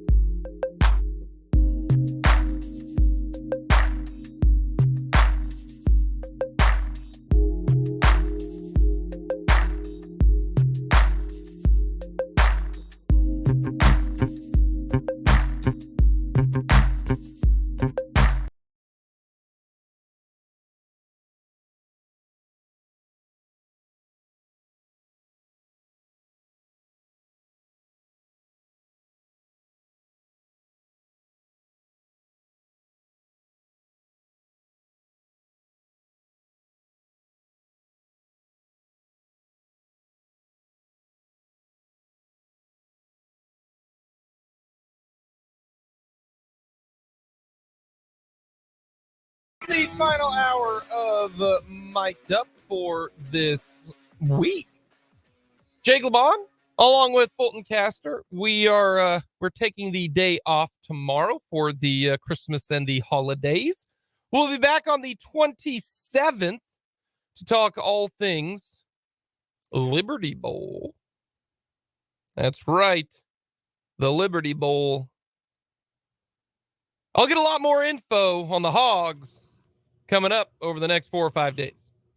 You should 3 days. ask everybody down there, first off, how do they feel knowing that they're about to lose to the Kansas Jayhawks on the football field? Okay, I will ask that. Coming up in the Liberty Bowl. And then you may also ask, how does it feel to lose off the football field as they lost a commitment from Arkansas to KU? I'm hoping that they don't care about the commitment, because you shouldn't care about, if somebody leaves your school to go to another school because they're 17-year-old, high school students. Once again, you're the worst of the worst if you Tweet at recruits or just Instagram, all that kind of stuff. Oh, yeah. Don't You're a do terrible that. person. You're there awful. was a piece in The Athletic today from Ari Wasserman about Oregon and their good recruiting cycle, bringing in a lot of bigger name players, 5 stars and stuff like that they flipped from the Georgias, the Notre Dames, the premier programs in college football, and he included some tweets in there from people. No one luckily was tweeting at specific recruits, but it's the constant oh, he's going to transfer in a single year. Oh, he wasn't really that good or all that. And I'm like, it's bad. Just chill, bro.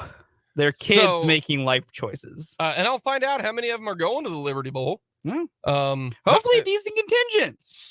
Short drive from Little Rock to Memphis. I mean, can't be that far. I got 3 hours. Well, Arkansas is in Fayetteville.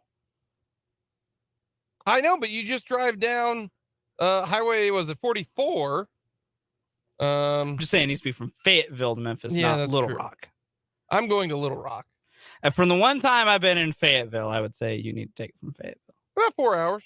I will give the University of Arkansas credit. They have a beautiful softball facility.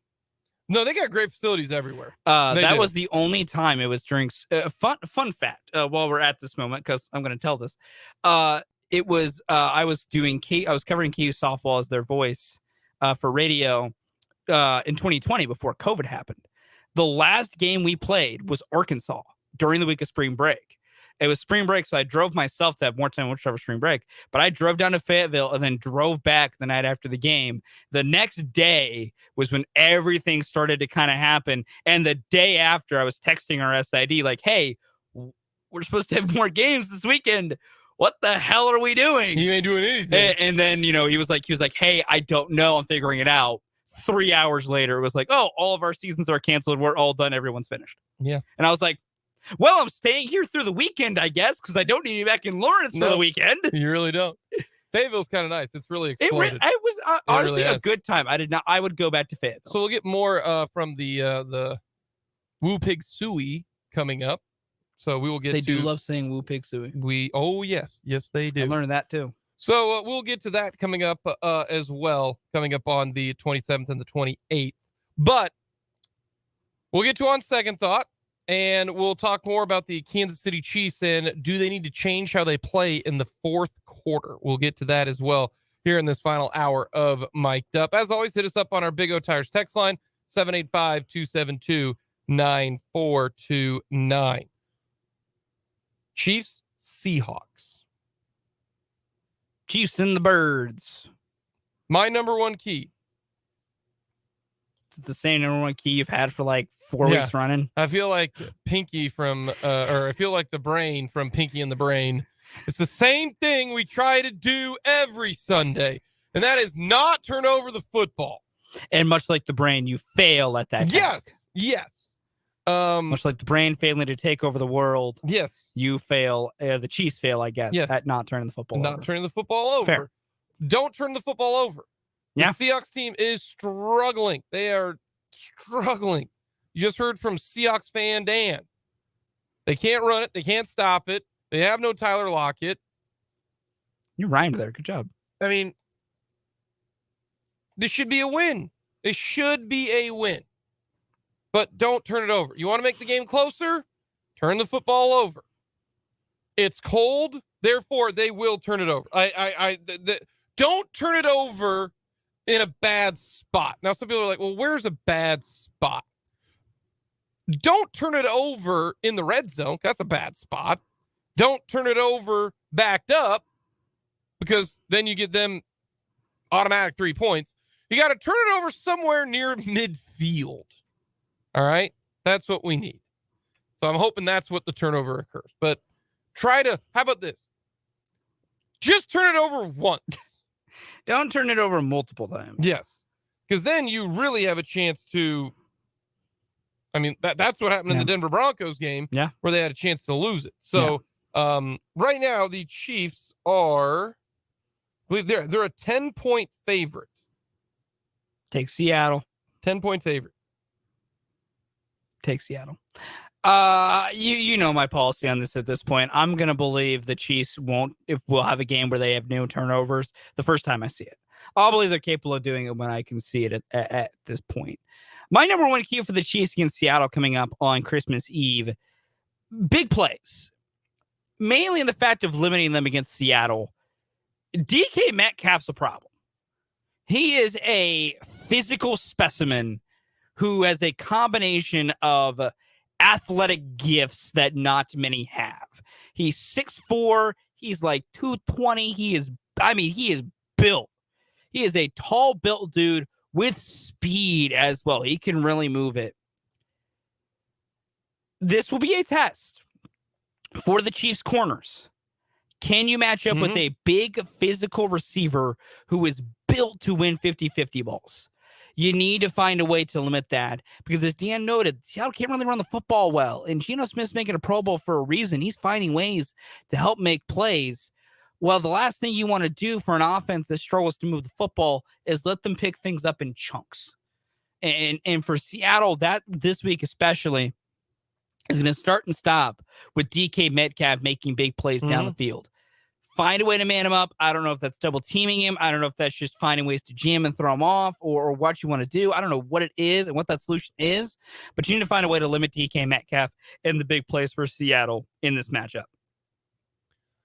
My second key in this game, it kind of goes along the line with don't give up the big play. But in this game, it's going to be cold. 19 degrees. The wind's going to be out of the west-northwest. It's going to be cold. You got to tackle well. It's going to hurt to tackle. They need to tackle well so that you don't have a 10-yard run turn into a 25-yard run. You don't have a 10-yard pass turn into a 30-yard pass.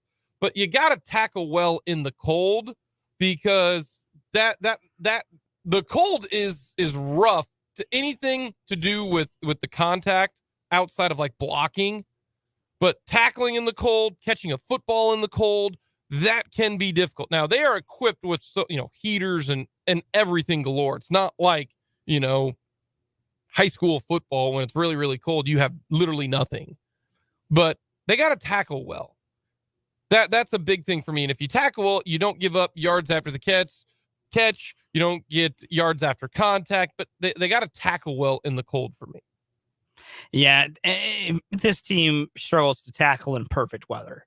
So I wouldn't be surprised if tackling in poor weather becomes an even bigger issue. This is the team where it feels like every play gains 3 or 4 more yards than it should.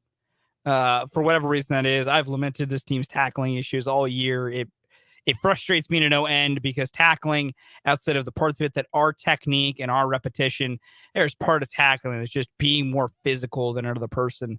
And there's nothing that drives me more crazy than just not being as physically tough as another team in a contact sport. And this is a perfect example of it in the cold weather. Yeah, in the cold, when it comes to tackling the cold, it is even more so. Are you just tougher than the other guy? Yeah, you got to. Or are you gonna get all sad and weary because you're a little cold, and then you're gonna perform even worse? No, be the tougher guy in this situation. My second key might become what you and Turners have become: finish the game. Just finish the game. This is a matchup where you should have a lead in the fourth quarter. Yeah. You should. Yeah. Finish the game. Don't don't be up by, 10 points, 14 points on Seattle in the fourth, and then they get some random weird score because you're just letting them march it down on you. Then all of a sudden it's close. And why did they get the ball? Probably because of turnover. But just overall, if you have a lead, in particularly a 2-score lead against Seattle on Saturday in the fourth quarter, finish the game off. And I don't really even mean it in the way of just run the football, run the clock out, which should be able to run the football with a lot of success against Seattle. But finishing the game off also can mean score in the fourth quarter. Increase your lead so that way they can't fight their way back into it. There's more than one way to close out a game. Part of it is just scoring the football even more in the fourth quarter. But just run through the finish line. Don't be pulling up as you approach the finish line. Run through the finish line and show you can finish a game. If you're up by, let's say the score is, 21 to 10. It's early fourth quarter. You score a touchdown, the game's over. If it's 28 to 10, ball game. That's 18 points. That's 3 possessions. Yeah, ball game. Like that's what I mean when we talk about finishing. Agreed. I'm right there with you. Finishing. Put it out of reach. Yeah. Then it becomes a fun game. Because if it's 10 to 7 and you want to, sure, maybe you run 6 minutes off the clock, and that puts Seattle a bit of bind with time. Mm-hmm. But you get back to without scoring. Now all of a sudden Seattle makes one crazy play. Now it's a 3-point game with 3 minutes left. And all of a sudden this game just got way tighter and way tougher because you didn't finish the game. You were just trying to inch your way to the finish line instead of blowing through it. It's like finishing a 40-yard dash. Don't pull up at the end. Run hard all the way. Try to score for every single minute of the game. Don't just start pulling up in the fourth. You're like, I just got to inch to the finish line. No, run through that finish line. Finish the game. All righty. Who is your big chief? In this one, we talk a lot about how it is hard to quantify corners playing well. It is really difficult. That even being said, my big chief in this one's Trent McDuffie. I think Trent's going to be asked to do a lot on DK Metcalf in this game because DK plays almost exclusively on the perimeter. I think L'Jarius Sneed will still get a lot of his usual run inside, which means I think there's going to be some times where Trent McDuffie is just going to be asked, go cover DK Metcalf one-on-one. Go do it. Trent has looked great at times this season. Yeah.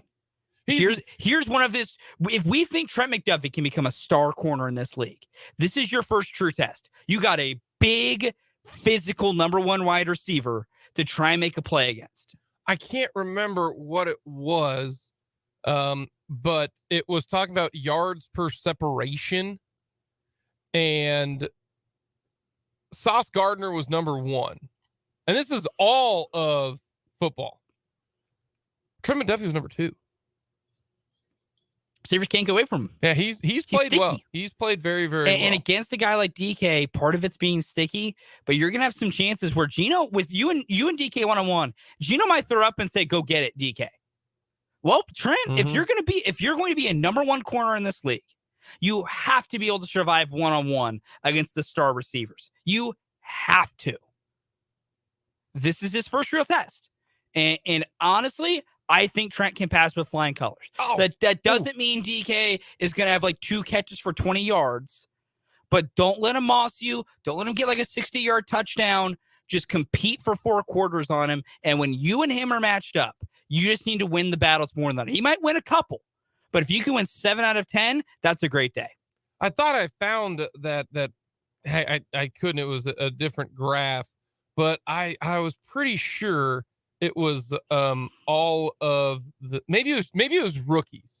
Now that I'm thinking about it, because Josh Williams was on there. I think it's got to be rookies. But even if he is a rookie, if you're behind Sauce Gardner, if you're right there with Sauce Gardner, if you're behind him, you're right there with him. That's a good situation. Sauce is already a stud in this league. Yeah, that's good stuff.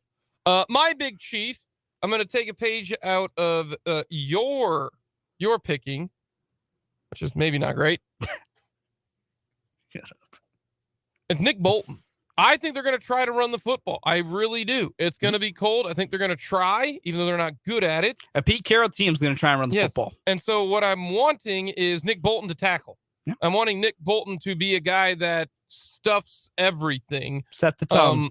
That is what I'm hoping for, because this game is not going to be won on the offensive side. It'll be won on the defensive side because the Chiefs offense doesn't get stopped. That's just, they're that good, even when they turn the football over, as we mentioned in the game against the Texans. I mean, Mahomes was unbelievable. So I'm going with Nick Bolton. And I hope he ends up with double-digit tackles, and he's been a tackling machine so far this year. What do you got for prediction here? I think this will be a close game. I think the cold is going to lower this scoring a little bit. I don't know how much the wind's going to be a factor. I know we've talked about it being, it goes to 10 to 15 in the game on Saturday, but you never really know how much that's going to affect things. And the biggest thing we do know is it's going to be single digits, and it is going to be brick ice cold. Still, that all being said, I think it'll be Chiefs 24, Seattle. I think Seattle gets to 17. 24-17? Yeah, I think 24-17. I think this game is going to be close. When was the last time the Chiefs won by more than single digits? Did they beat Jacksonville by 10 plus, right? They beat the Rams. Oh yeah, they beat Rams 26-10. But they had Skippy Magoo at quarterback. They had Bryce Perkins. Yeah, that doesn't count. That's Skippy Magoo. No, it was Bryce Perkins. So That's that one doesn't count. So it was the Jaguars. Yeah. That was a real football team. So that is why I think the Kansas City Chiefs will win the game, but they will win it by fewer than 10 points because that's what the Chiefs do right now. That's just who they are. Take Seattle to cover, folks. So I'm going to take the Chiefs to win 30-24. Okay. Now, it might be a late backdoor cover, but I don't see the Chiefs winning by 10 points because it's going to be cold. Andy Reid is just going to want to get the game over with. That's what we're going to talk about coming up to finish up this edition of Mic'd Up. So I'm going to take the Chiefs to win, but it'll be just like the game where they lead the entire time. You're not really thinking it's a game, but then all of a sudden, with about 5 minutes to go, the Chiefs will be up by 6, like they always seem to be, and then they end up just winning it by 6. So I think that's what's going to end up happening. The Chiefs will run out the clock in the final possession, and the Chiefs will get the victory. Coming up next, we've got our weekly edition of On Second Thought here on Mic'd Up.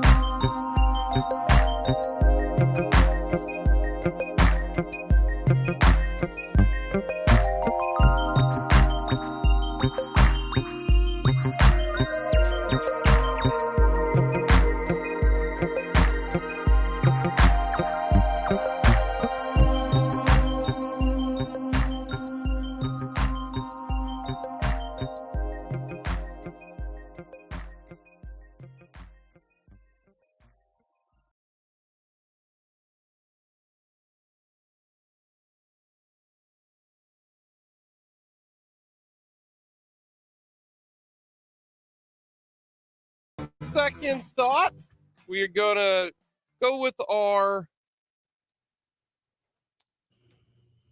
mulligan of the week.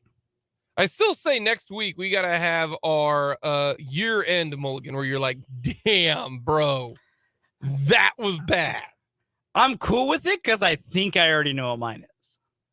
So we might have I got we a might few get to thoughts that. there, but I think I already know what my year end, man, this is my worst call of the year take was. I think I know. Alrighty, for your on second thought this week, what do you got? We didn't talk about this much leading up to the game that ended up happening yesterday, which is why we weren't on the air yesterday.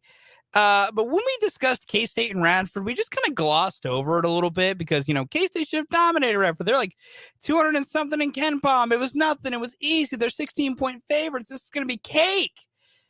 Radford put up a hell of a fight yesterday, and K-State only won by 8.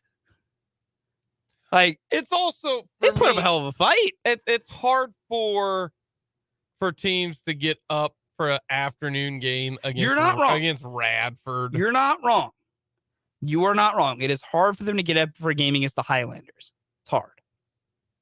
The Highlanders. Did you ever watch that show as a kid? No. Of course not, because you're 5. Man, there are a lot of people my age. It was on USA. It was the show The Highlander with what's his name? The actor. That narrows it down there, Jake. I know.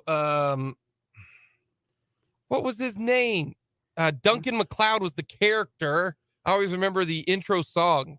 You know, here we are, born to be kings. Who was it? I got to look it up now. Also, the TV series Highlander started in 1992, Yes! well before I was born. Yes. Duncan MacLeod I was 8. That was in my wheelhouse. I was like, oh my gosh, this guy's got a sword. Duncan MacLeod for Duncan the Highlander MacLeod, TV series yes. was played by Adrian Paul. Yeah. Duncan MacLeod was, Adrian. Yes, that's it. Yeah. I remember that show. In the Highlander movie, there were some different people. Yeah, What's fun about the Highlander is the TV series and the movies have different canonical points. Like their canon, like their history of what like Highlanders are and stuff is a little bit different between the TV series and the movies. Huh.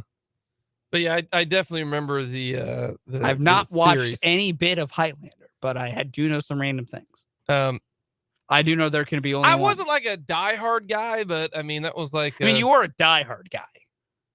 Oh yes, definitely diehard guy. 1000%. But the TV show hit us up on the Big O Tires text line. Did if you watch remember Highlander? the series, The Highlander? Yeah. Oh yeah.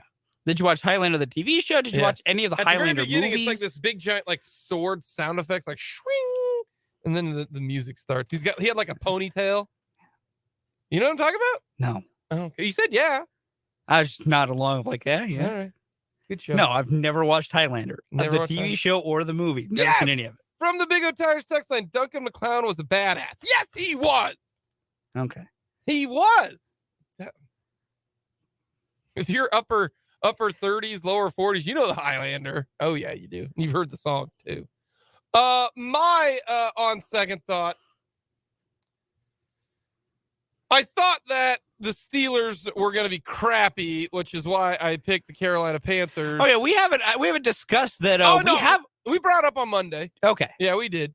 I couldn't remember. Yeah, for sure. Just making sure we know that we have a winner in the Survivor pool, and it is not Jake LeBon. No, it is. You should have been rooting for me. I was. No, you weren't. I was But- up until you lost, and then I'm going to poke fun. I did not So that works. expect the Pittsburgh offense to absolutely hand it to Carolina. I was like, oh, I'll go with Carolina. Pittsburgh's offense stinks. They're not any good. And their offense they put up 24. So that was my own second thought. Missed on that one. Definitely missed on that one. That was one that I'd like to have back. Because one, it cost me a little bit in the survivor pool. You mentioning K-State hoops, real quick. Jakeem Dowling, one of their assistant coaches, came in with like some Christmas gifts, and the K-State players went absolutely bananas for the new shoes they were getting. That's awesome. Folks, if you don't think footwear is important to college kids, it's important to the youths. You're stupid. They went nuts. Like, apparently they were like shoes that maybe not every team was going to get, or shoes that are super hot in the streets. Mm-hmm. But they all started like they showed a backpack. Yeah. Everybody's like, whatever, backpack. And then they showed a sweatsuit on the video. And they were like, oh man, that's pretty cool. And then he goes, I got one more for you. And a guy walked in with a shoe box, and then he opened it up, and then everybody was grabbing the shoes and just yelling and screaming. I'm sorry, if you're an Adidas school, your players don't do that. I'm sorry. No KU guys gonna be like, oh my God, these Adidas shoes. I mean, I would be that way because I'm that kind of guy. But no, because you're a KU fan. No generic person looks at Adidas shoes and are like, man, those are sweet. I mean, I do. I am an Adidas shoe buyer. You are a KU fan. They have Adidas. No, I'm saying, like, I get your point. I am saying, KU notwithstanding, Adidas is a brand I've always preferred. None of their shoes look cool. That's what I've always worn. I'm wearing them today. And that's fine. Now, granted, I'm also wearing Adidas shoes I got from KU today, so your point is also valid, but like, I'm wearing a as you can see on the you can barely see on the stream because of glare. I got an Adidas hat, right? Yeah. But then when I move it to the side, oh, it's got the Ichabod logo. So that's why I'm wearing it. I'm wearing the Ichabod. Technically, it's the Ichabod golf hat that they had. But, like, I'm only wearing because of the Ichabods. Like, Adidas shoes to me are not, like, cool. I think they look kind of lame. That's just my personal opinion. That's fine. You're allowed to have opinions. My personal opinion. You're allowed to have opinions. KU plays Radford tonight. KU plays Harvard tonight. I'm a same kind of colors, though. Yes, they take on Harvard tonight. Yes, take on the Crimson. Will this be a full crowd? Probably not. With the weather? With the weather, school's out, Christmas this weekend, it's not going to be as full as usual. And someone out there is going to complain. Yeah, they will. I have a specific friend of mine who I know is going to complain. I will. And be like, we're not filled, we're not sold. It's a poor showing from the students against Harvard. It's like, bro, it is Christmas weekend. And also, it's like negative a billion outside. This is a fun time to troll, is when someone puts that up on Twitter, you know, and then you just have to, respond with, it's spoiled, they don't care. And then everybody just gets mad at you. It's kind of funny on that one. Normally, I'm not a troller, but I mean, sometimes that was just too good to be true. Because so many people who don't know that you're joking, oh yeah, they get so upset. Hilarious. It's so funny. So I will say Harvard's team did make it to Lawrence. They were in Kansas City yesterday. Made it in and then traveled this way. Harvard had just a great experience of dual weather. Do you know where Harvard was playing before they came here to Lawrence? Somewhere on the West Coast. Yeah, they were playing UC Irvine. They went from Irvine, California to Lawrence, Kansas in 2 days. KU is a 21.5 point favorite. That's fair. I know nothing about Harvard except it's very hard to get in. It is. That's about it. They're middling this year. They're middle of the Ivy. They're not as good as they've been in years past under Tommy Amaker. Like amongst the Ivy, they're kind of in the middle. Yale is still easily the best this year. Probably Yale, Princeton. And then, it starts becoming more of a model after Yale and Princeton. Yeah. So Harvard will put up a fight though. Play solid defense. They can't really score. So I mean, if KU gets up to like the minute KU hits 70, this game is over. Granted, this game is over well before that, but the minute KU hits 70, this is well over. Harvard struggles to even get to the 50. Like Harvard getting to the 50s is where they play.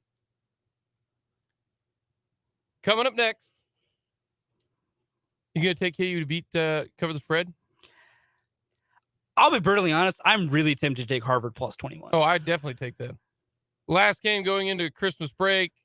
Oh yeah, I'd take Harvard. Harvard, they keep games closer than you think. Yeah, I might take Harvard.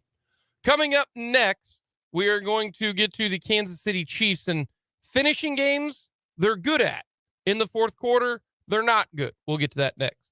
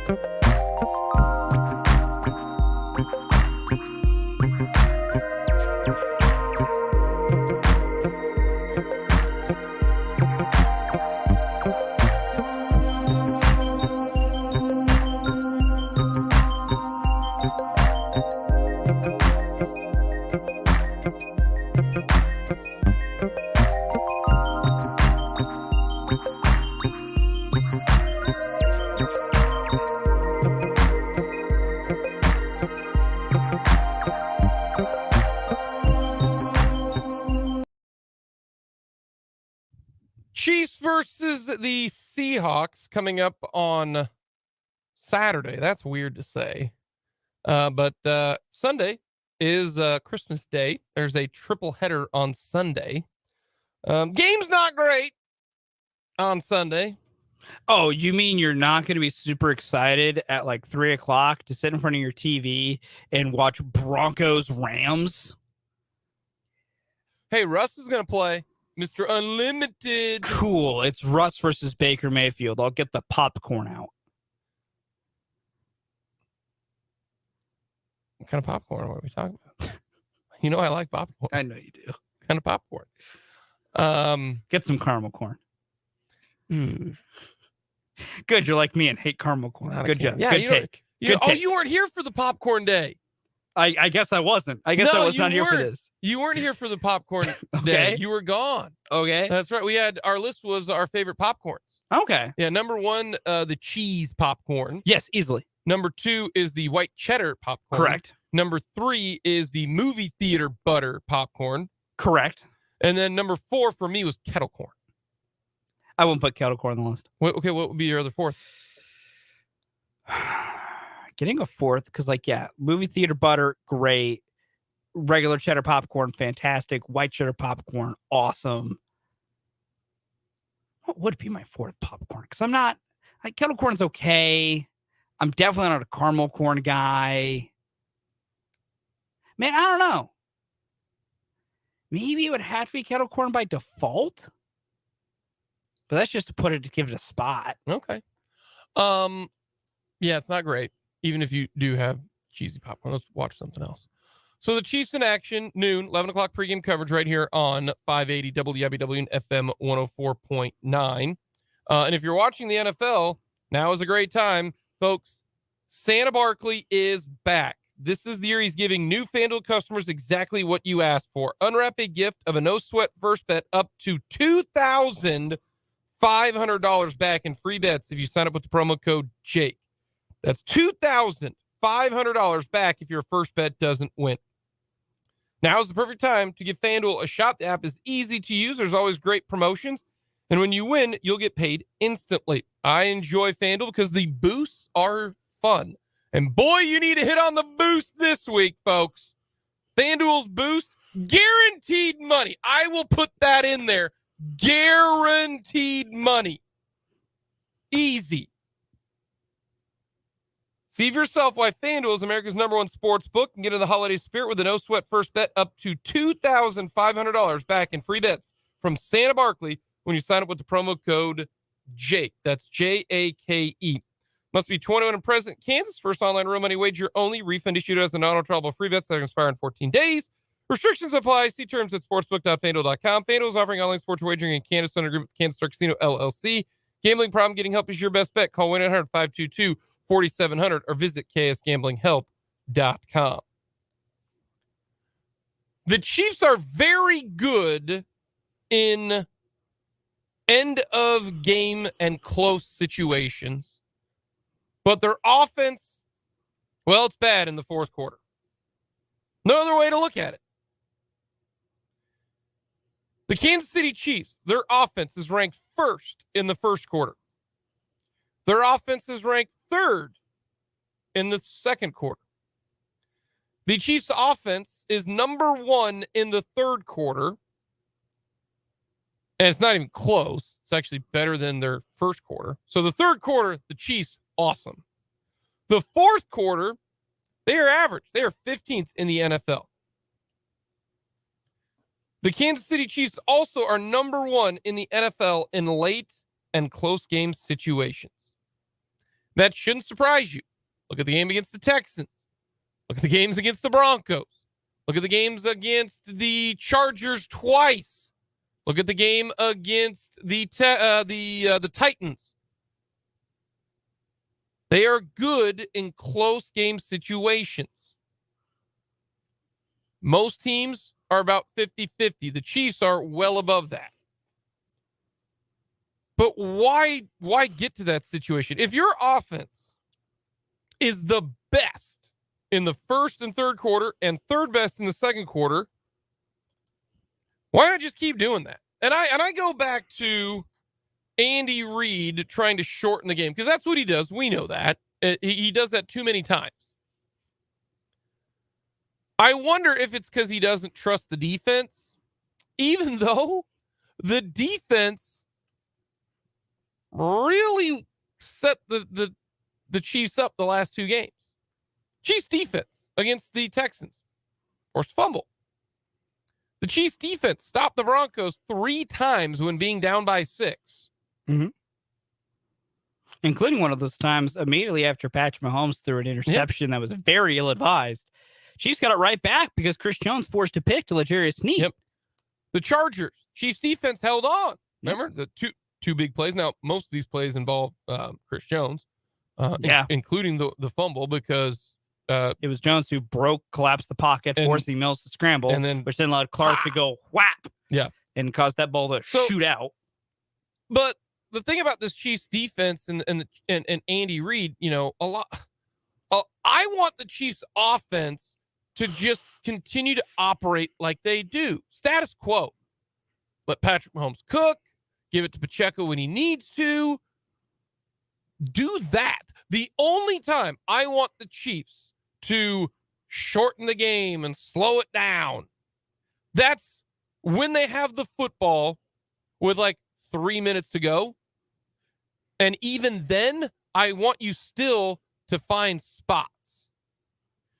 Now, we all got nuance. The Chiefs were running the football so well against the Texans and pretty well against the Broncos. So why not do that too? It's 3rd and 2, run the ball. It's 3rd and 3 at the Bronco 40-yard line. Run the ball. Then, it's 4th and 1. Get the first down. Like that's what I want out of the Chiefs and their defense or their offense in the fourth quarter is status quo. There's 10 minutes to go in the fourth quarter. Act like you're down 7, because then you put another score on the board, the game's going to be over. Instead, and think score instead of, waste clock. I only want you to think waste clock if you got the lead, you're trying to run out the timeouts if you are Andy Reid. Now, the game against the Texans, I think Andy Reid was in a conundrum. And he shouldn't have been. He didn't want to trust his defense. That's why you kicked a 50-yard field goal as time expired. You didn't want to give the Texans any time in that game, is what basically Andy Reid said. It was a tie game. I wanted the Chiefs to get the football in position. Then you can waste clock. If it's a 30-yard field goal or a 40-yard field goal, I'm all right with that. 52, getting a little bit far. So why not go for it all, throw the football, don't worry about running out the clock, get into field goal range first. But Andy Reid, to me, was like, no, they won't have the football if we just run it 3 times and we will be we'll be great. It's because he didn't trust his defense. In the one game that you should have, because the Texans would have had the football if they don't, get a couple yards, well, then it's going to be a 60-yard field goal. All right, try it, even if there is 35 seconds to go in the game, or punt the football and go to overtime. But he was so worried about his defense when the defense completely shut down the Texans outside of when the Chiefs turned it over.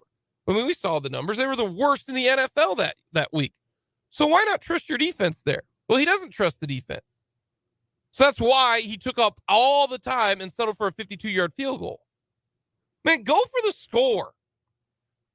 Patrick Mahomes was going scorched earth. He had 19 straight completions. Why aren't you letting him go scorched earth?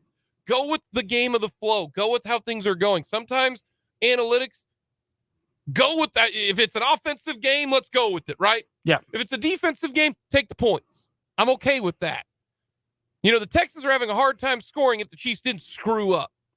So, take the points, right? Take the points, because those 3 points ended up being a big deal. So the flow of the game, but the flow of the game was Patrick Mahomes was cooking. Let him cook. It's let him cook, and then more importantly, we've talked to this a little bit, but I have late game being down 4 versus being down 3, depending on what side of that you're on, I have different thoughts. If you're the offensive team, being down 3 is better because then a field goal ties the game. If you're the defensive team, being down 3 is better because it makes them more passive. But overall, my opinion is if you need a field goal to tie a game or even win the game, because in this case, it was the Chiefs were going for a win with that, you don't feel comfortable settling for the kick if you have an elite kicker inside 40 yards. If you have an average kicker inside 30 yards. Don't trust any kicker 50. Justin Tucker's the only guy. Well, he's the anomaly. He's Even the as great outlier. as I think Harrison is, 50 yards are just low percentage kicks. So you don't take your foot off that gas pedal until you're in comfortable field goal range, because kicks are not guaranteed. Andy Reid was playing it in a way of just burn clock, because he was fine with letting Harrison try to win it from 50.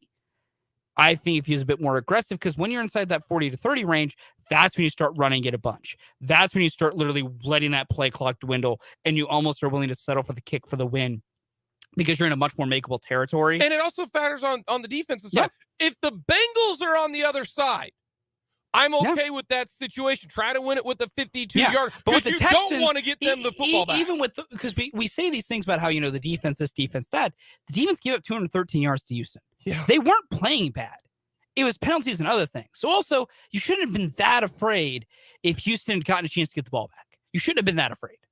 So it's just the way he called that ending one was just, it was off. It was off for sure. And that's why my key this week is just finish the game. Finish the game. It is important to do that. 1.5 turnovers. Give me the over. Oh, no, 2? Give me the over. Hey, they turn it over twice. It's going to be a game. As Dan said, Seattle forces turnovers. Coming up next, we'll wrap things up with the mic drop.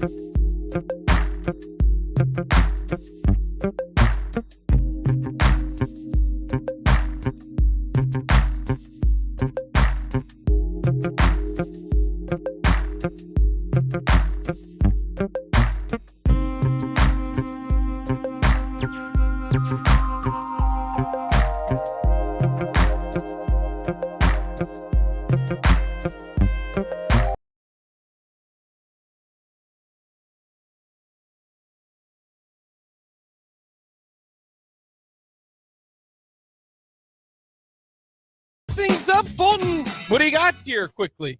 It's very simple. Chiefs, please don't make this game in Seattle stressful. I'd rather you not do that. And then there's also Kia plays Harvard tonight. Go Hawks. Next time we'll talk to you will be after Christmas. Wish everyone out there a Merry Christmas. Travel safe. Maybe don't speed if you need to. Arrive and have fun with your family. And also the number one thing about these times that you get together, please make fun and talk trash if you win in a family game. That is what really the best gift there is. That'll do it. We will talk to you on the 27th, which is a Tuesday. Enjoy the holidays. We will talk to you then. If you missed anything, check out our website, 580wibw.com. Merry Christmas. And coming up next is 580 Sports Talk.